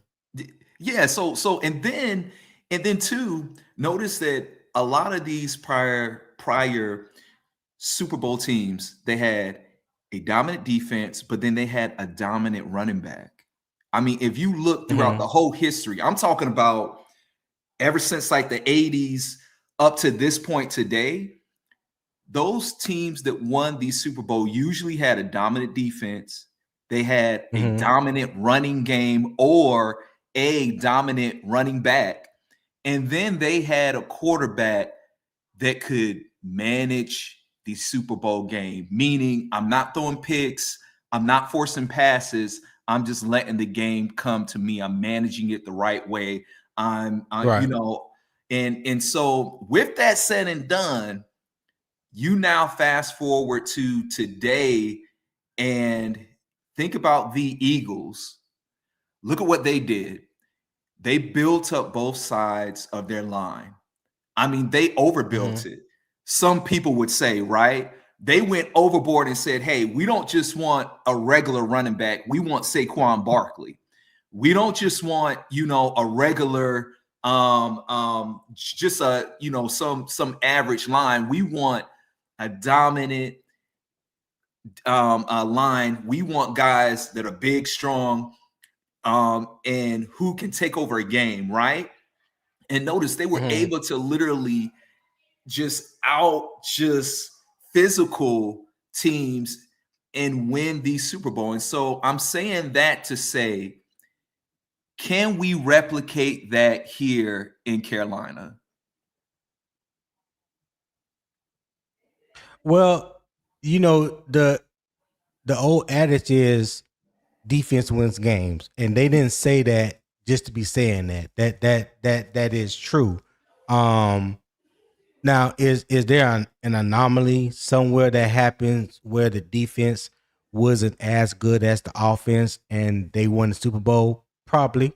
You know what I'm saying? It happens. You know, it's not 100% known fact, but more or less, I would say at least 85% or 90% of teams that have won the Super Bowl had a defense that was probably somewhere in the top 5 or top 10 defenses. You look at, like I said, with the Seahawks last year, that defense under Mike McDaniel was.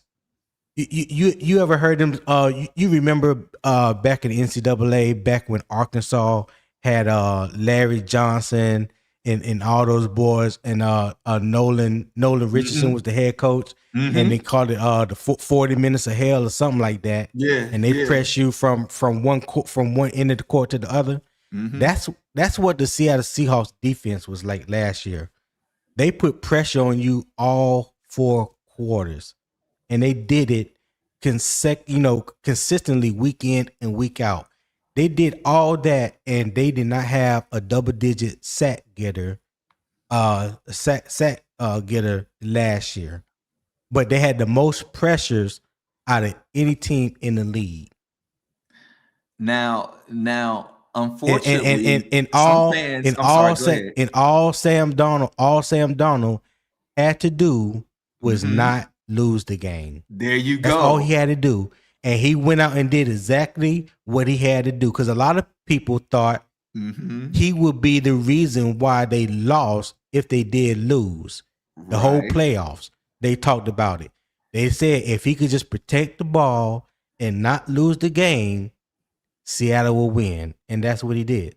Okay, so with that said, though, a lot of Carolina Panthers fans would say, well, we don't need to really build up the defense. We don't need to go out there and get like a really good running back. We don't need to do that. I mean, I'll be honest, a lot of fans have said that. And, granted, yeah, to some of that, I do partly agree with somewhat, but then again, it's like, if we really care about winning, and if we really want to win, right, then aren't we going to do everything we can to win? Aren't we going to literally build up every part of this team that we can build up if we really want to win, if we really want, our team to truly play the best? Like, what's wrong with us following a model like Philly? What's wrong with us following a model like Seattle, right? What's wrong with that? They took what many people would say were average quarterbacks at best, right? Jalen Hurts, right? And they built around them and they won. And my question is, but you can't equate that to Bryce Young, because they believe Bryce Young should win without talent being built around him. So don't say that too loud, Charles. Your application is already under review. You know what I'm saying? Yeah, I was about to tell Charles, what's wrong with you, man? Your key fob don't work. There I go. You know what I'm saying? Again. You sitting in the lunchroom by yourself. Don't alienate the people even more. Don't do that. It be a look of shame on their face too when they can't get in, Tony. They be mad. They be like, man, can you badge me in? That the rules state that we can't badge nobody else in. No, boy. Hey, I'm telling you, man, you got to be careful out in these streets, dog. Facts. Hey, Tony. Hey, I be seeing employees do that, man, and then I walk right behind, like, man, come on in. I don't give a damn about the rules. I've done it too. I've done it. I done got cussed out a couple times too, especially you get caught on camera. Oh yeah, they don't play that. Yeah. We'll know what I'm talking about. Don't get caught on camera. Absolutely. Hey, you forgot your key card at home in the car? Well, I guess you better go home and go back to your car and get it. Exactly. Yeah. Oh, your supervisor. Yeah. Yeah. But no, I feel you. I feel you, Charles. I just go back to what Dave and Dan said in their first press conference when they were announced as the head coach and the GM. That they told us that this was going to be a process. It wasn't going to happen overnight. They're going to build or try to build through the draft. They're going to add in free agency where they feel like there's a need. You know what I'm saying? We as a fan base, and this not just the Carolina Panther fan base, this is any fan, any sport. We of a human nature have a tendency to be impatient. We want everything to be right now. We don't got time, or we not patient enough to wait for the process to come out. Because then when somebody mentions process, the first thing they want to say, well, how long is the process supposed to take? Well, it's a process for a reason. Right? It's a process for a reason. So just because you get saved and you start reading the Bible, there's a process. That's right. Even to the day you die. You know what I'm saying? Yeah. Let me stop. Let me stop. I'm not gonna go there. I'm not gonna do that. But yeah. You're right though. You're right. Tony. Hey, Tony, boy. Hey, me and you entering treacherous grounds, boy. Hey, well, one thing for sure, two things for certain. I can hold my own in any Hey, room. hey, So I hey, ain't never ducking no smoke. hey, boy, I aired him out, dog. I aired out. Hey, I'm trying to tell you, but Charlie's stupid. Hold on. Yo, Charlie, wow. Yeah, because I just dismantled his boy Haynes King on a quiet level. That's all. He hurting right now. Listen, Charlie, next week, hopefully, Charlie, Charles, you will have a friend with you in therapy. Charlie already knows the doors is open for him. He is welcome anytime. I hope that he is not too disappointed come Sunday afternoon, Man, So hopefully when I wake up Monday and put the show together, I have some great news to give Charlie. You know what I'm saying? Because I know if everything works out in his favor, he's probably gonna hit the link first thing Monday morning.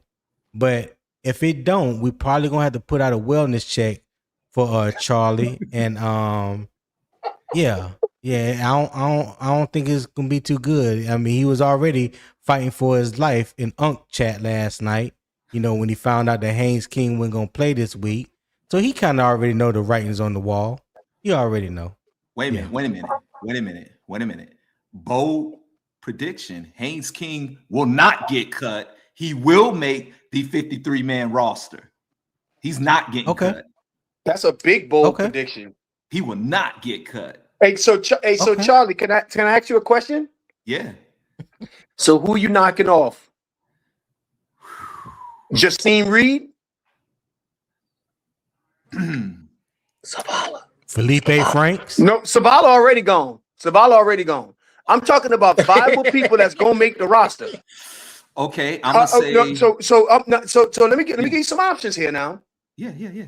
Felipe Franks, who is the special teams ace. No. Okay. Corey Thornton.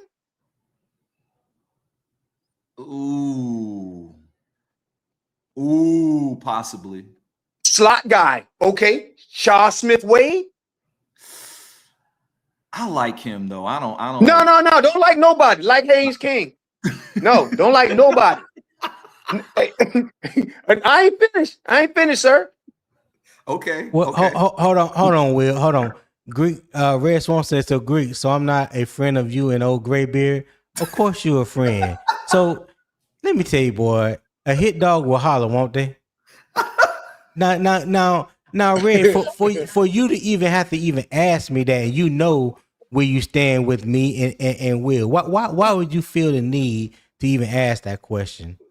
God damn. Go ahead, Will. Go ahead, Will. So, are you getting rid of J15? No, you. This is somebody has to go. Huh? No, but what I'm saying to you is this is the decision that Dan Morgan and the coaching staff has to decide upon. When we just arbitrarily say Haynes King must stay and I don't want to subject him to waiver wires, then somebody else has to be subject to waiver wires. Well, someone must be sacrificed for the good of the team. No, you please tell me who you are. Who would you recommend be gone? And it can't be Haynes King. No, okay. You're saying I agree with you that you're saying that you think that it shouldn't be Haynes King. Out of the people I listed, who you letting go? This dude right Thornton. Here, Corey Thornton. Okay, so Corey Thornton is the guy that you would sacrifice. Okay, I got it. What's wrong with Red? Red, what's wrong, man? What's wrong, dog? I don't know. Hey, on a serious note, man. Hey, nobody. Hey, if somebody fucking with Red, now come on now. Only I can beat up on Red. Only I can do that.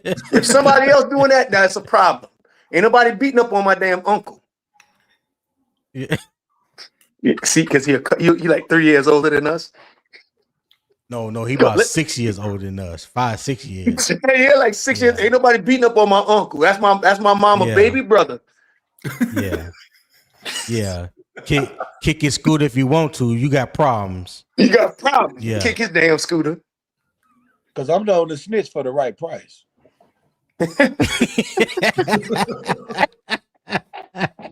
I'm dead. Oh man. I'm dead. Oh God. Man. See, but the question Go is, ahead, are we going to keep Go ahead, Charles. 3 quarterbacks? You know, I would, personally, I would want us to keep 3, but I got a feeling that we might just keep 2. And in my heart of hearts, I ain't gonna front. If we just keep 2, man. Oh man, I hate to say it, man. I'm gonna just go ahead and backtrack my whole statement I made earlier and just say this: if we just keep 2 quarterbacks, we're gonna try to stash Haynes King on the practice squad. He will get picked up, and then he's going to go to another team. He'll start a few games. Thesaurus Brown. He said this Haynes King hype making us look crazy out here. Bro played 1 game and we out here spreading his gospel. because of the way he played. The way he played, man. He played well. Charles, you Mr. should just be quiet. Charles. Mr. Brown, sir. I just want to let you know that I agree with you 100%. Haynes King will probably clear waivers and be on our practice squad and get developed. And what it say in the Bible? Don't it say something in the Bible about the first shall be? What is about the last shall be first? First can be last. Something like that. First shall be last. Hey, just because he went undrafted, don't mean that he can't surpass everybody that was in his class. And nobody said that he can't. What I am saying to you guys, what I'm saying to you guys is, he's gonna clear waivers, come up on our practice squad, and he can compete with Kenny Pickett. He could be the scout quarterback.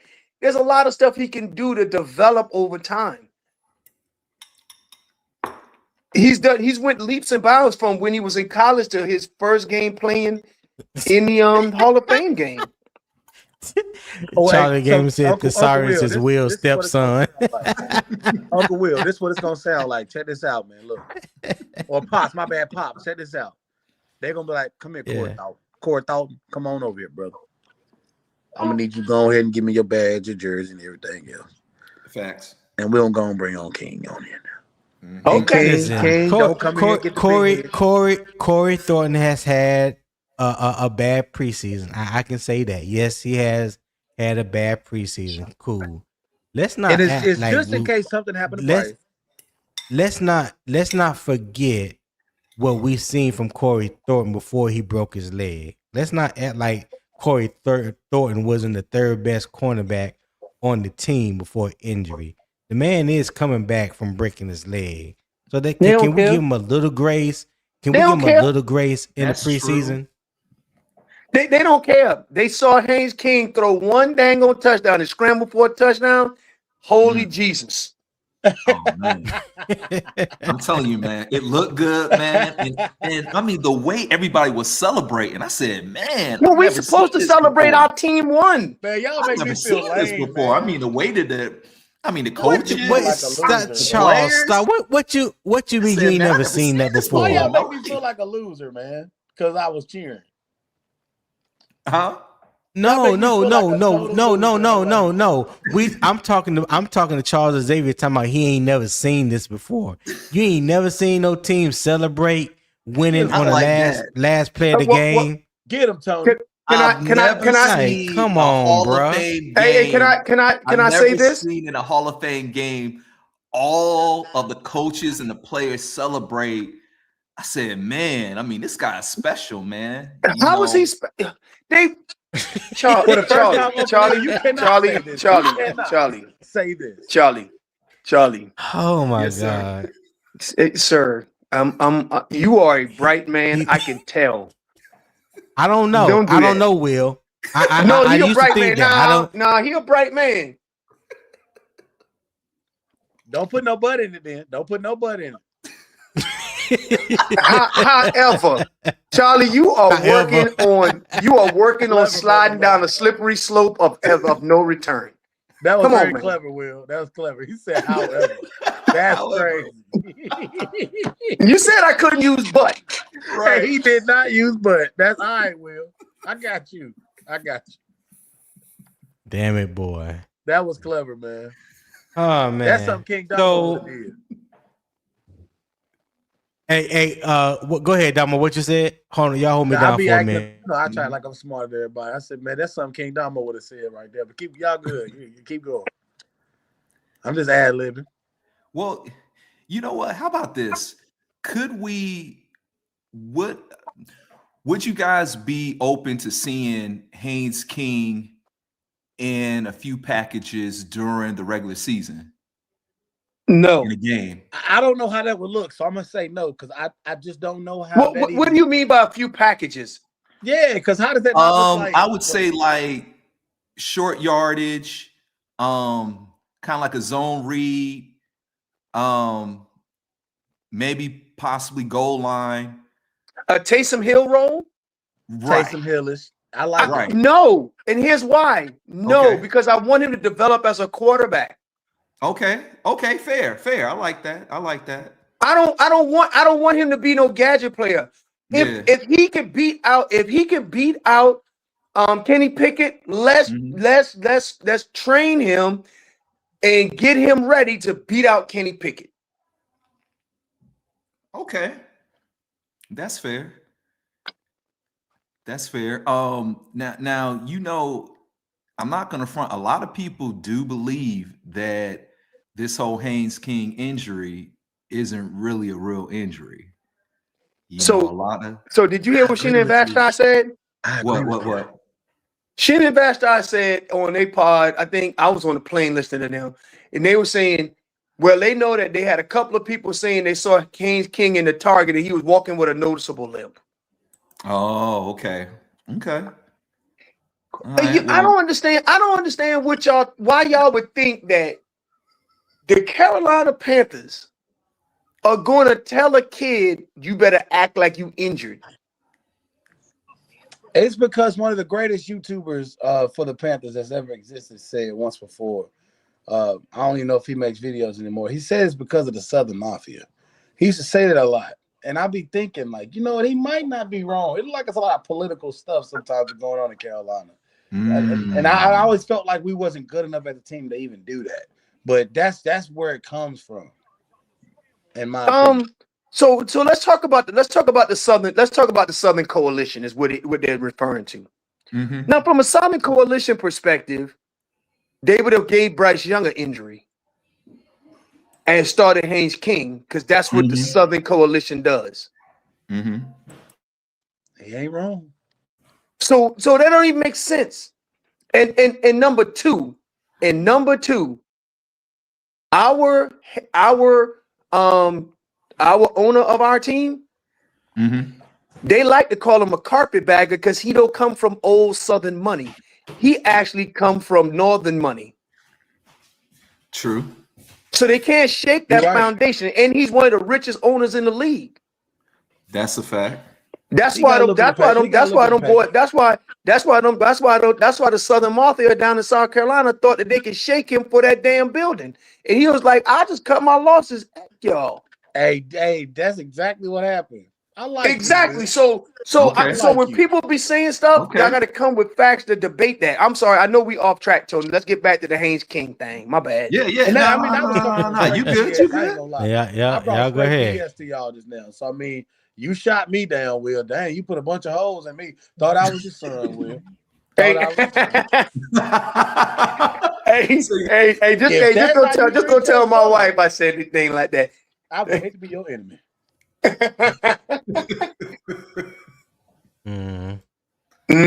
Okay. All right.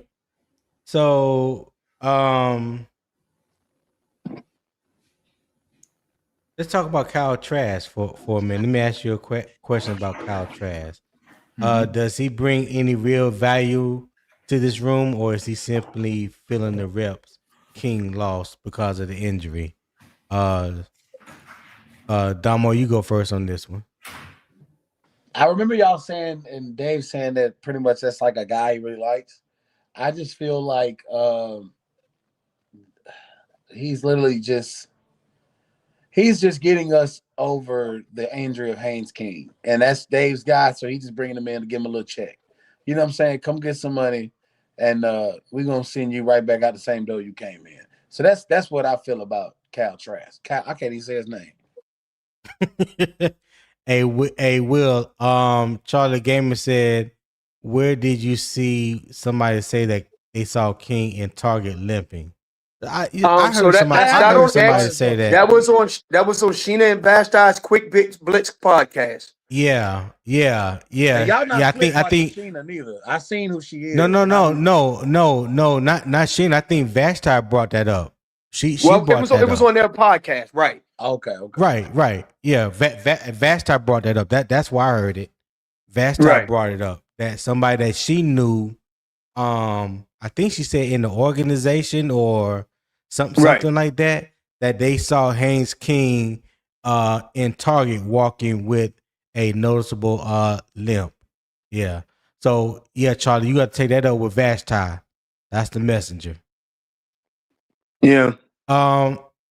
Will, what you think about Kyle Trask? Do you think he brings any value to the QB room, or is he simply just filling the reps that Haynes King lost because of the injury? His purpose have been served. After Sunday, we appreciate your service. We will keep your number on file just in case we need you. But he was a hired arm. Yeah. Haynes King will be the guy that will be on the practice squad. Yep. I believe that. Like I said, after the Arizona game, I want to see the young man make the team. I want to see him continue to get developed. You know what I'm saying? Like, you already know how dangerous he is with his legs. We all know that he can run the ball. We know that he can bring, we know that he has that already in the bag. That's not even the question. The question is just how much more does he need to develop as a thrower? You know what I'm saying? In the NFL, there's some things, there's some throws in college that he completed that he was able to get away with that you're not going to get away with in the NFL. You know what I'm saying? So that takes time. It's not going to just happen in one summer, because like I said, the guy been in college for 6-7 years. Now all of a sudden, magically, he's ready to be QB1 when no other scout or no other team felt like he was even draftable. That's crazy talk. You know what I'm saying? Give the man time to develop, to build on what he displayed in the Arizona game, and we'll see. We'll see. Maybe he could be QB2 next year behind Bryce. Interesting. I think You don't rush to failure. Don't put the guy on the field and rush him to failure. Let's grow and develop our talent. I like that. Yeah. Go ahead, Charles. I like that. That sounds good. Kyle Trask, he's played, pretty good. I think he could be another quarterback body, somebody that can help the team in practices, but outside of that, I don't really see him having a real role with us like that after the preseason. But when it comes to Haynes King, though, I don't know, man. I have a feeling, man, if we leave him on the practice squad, he's gonna get snatched up. That's just my personal thoughts on it. And I think, I don't think other teams are just going to just sit back and watch him and just be like, nope, we're not going to grab him up. I don't see that happening, man. Wait, SEC draftable, is that a word now, Tone?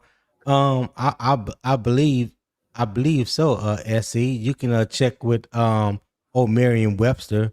He's only been around since 1831, and he can answer that for you.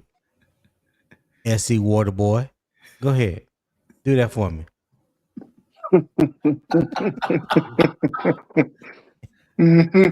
y'all gonna start coming for me, and I ain't send for you. Y'all gonna learn one day. Y'all gonna learn one day. No, that's right. Y'all gonna learn. Y'all gonna learn. Y'all gonna learn. I like that This- SC this- Water this- Boy. It got a ring to it, Tony. This is not what you I like want. that. Go play in traffic. It's safe over there.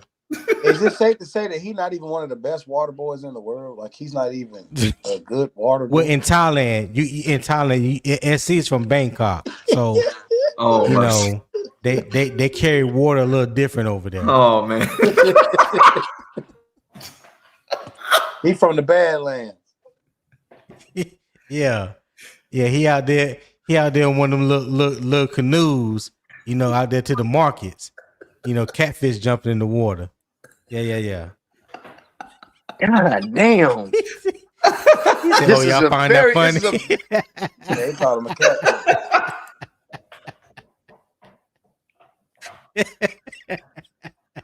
Oh man. Hey, SC boy. trying to Hey, look- he know SC know I love him, man. I ain't got nothing but love for him. What you say, Will? No, I was just saying, man, you painting a very, very clear picture. He the one. He never gonna shake this Thailand thing. He never gonna shake it, man. You go. Come on, bro. Yeah. Autocorrect got Yeah. you, man. Oh, bro, she said SC fishing for 6-foot catfish. Yeah, sure. He said 6-foot catfish. Oh man. That was good. Well, fellas, y'all got anything else before we get out of here? And Broski, I'm about to send you that link that I promised you. Let me make sure I put it in the chat so you have it. Only got one thing to say. Yeah. Come week 1, regular season, Bryce, you better play well, and we better win. That's it. From your lips to God's ears. That's exactly. it. Bryce, exactly. You better play well. Hey, SC still. Damo, you got anything before we get out of here?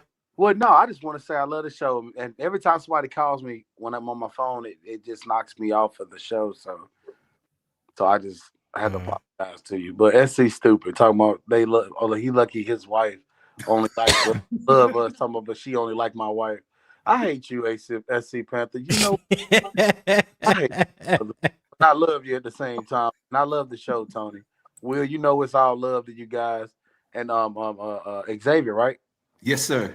Hey man, you a smart guy, man. I like you, man.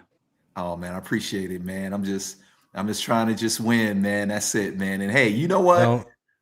Don't give that dude too much credit, Damo. No. I want to say this. All I want to do is win, and guess what? Bryce come out and ball out this year. Hey, I'm cheering him on. Cheering him on. I already made a bet that if the Carolina Panthers win game 1, Bryce plays well, I will be buying a Bryce Young jersey. Already made the bet. Already made the profit. I will autograph it for you. Oh man, that's what's up. Okay. I'm just letting you know I got you. But I hate on you. I do. But that's all I had to say. Will, you got anything before we get out of here, dog? Yeah, to tie into your show, Tony. I'm sitting on pincushions on this offensive line, man. I'm really. Yeah. We came in this season as a strength. It's shaky. We got to think through this. Hopefully, we can scheme through it, especially through at least the first 2 or maybe 3 games of this season. We can scheme through it, get healthy, get reps and sets.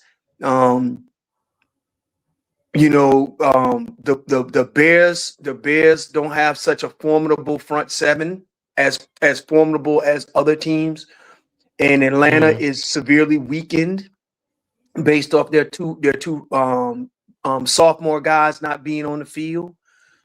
The Browns, we don't got to face Mr. Garrett. I don't even call him Miles. It's Mr. Garrett. We don't have to face Mr. Garrett. The man deserves respect. Yeah. And so hopefully we'll be able to get our footing under us on the offensive line. And Xavier, man, I appreciate you being honest and forthright. Hey, Damo, love you, dude, man. Hey, to your audience, Tony, you are doing yeoman's work and building a brand here that really makes everybody mornings go well. Getting our mornings going and we enjoying our day, man. I appreciate that. I appreciate you allowing me to jump on and chop it up with y'all, man. Hey, I definitely appreciate it. Give everybody a voice too, man. And you big thanks. Well, so I love it. Shout out to you and everybody watching. But yeah, man, I'm here Monday through Friday at 7 a.m. Eastern time, man. So y'all make sure y'all share the live with family, friends, co-workers, other Panther fans that you know of that may not know about Unbiased Opinion Sports Talk. You know, share the link, have them subscribe as well. I would greatly appreciate it. I'm getting close to 200 subscribers. I'm not there yet. I think I was like at 185 before the show. So you guys make sure that you like and subscribe to the channel. That's youtube.com/@UO Sports Talk. All right. youtube.com/@UO Sports Talk. I would greatly appreciate that. All right. So today's show came down to two real Panthers decisions. Wallace and Cherelus are competing to make the defense more dependable beside Devin Lloyd. Houston's defense gives Carolina a valuable preseason test. Bryce Young, the offensive line, the run game, and the passing game structure all have to work together against a defense built to create pressure and force difficult decisions. Haynes King gave Carolina a reason to keep evaluating him. Now the Panthers have to decide whether that potential is worth protecting on the initial roster. Drop your strongest football argument in the comments. Subscribe if you are new. Hit the like button on your way out. If this conversation gave you any value today, I'll see you on the next morning kickoff with Unbiased Opinion. And as always, remember, keep the debates respectful, keep the facts first, and always keep pounding.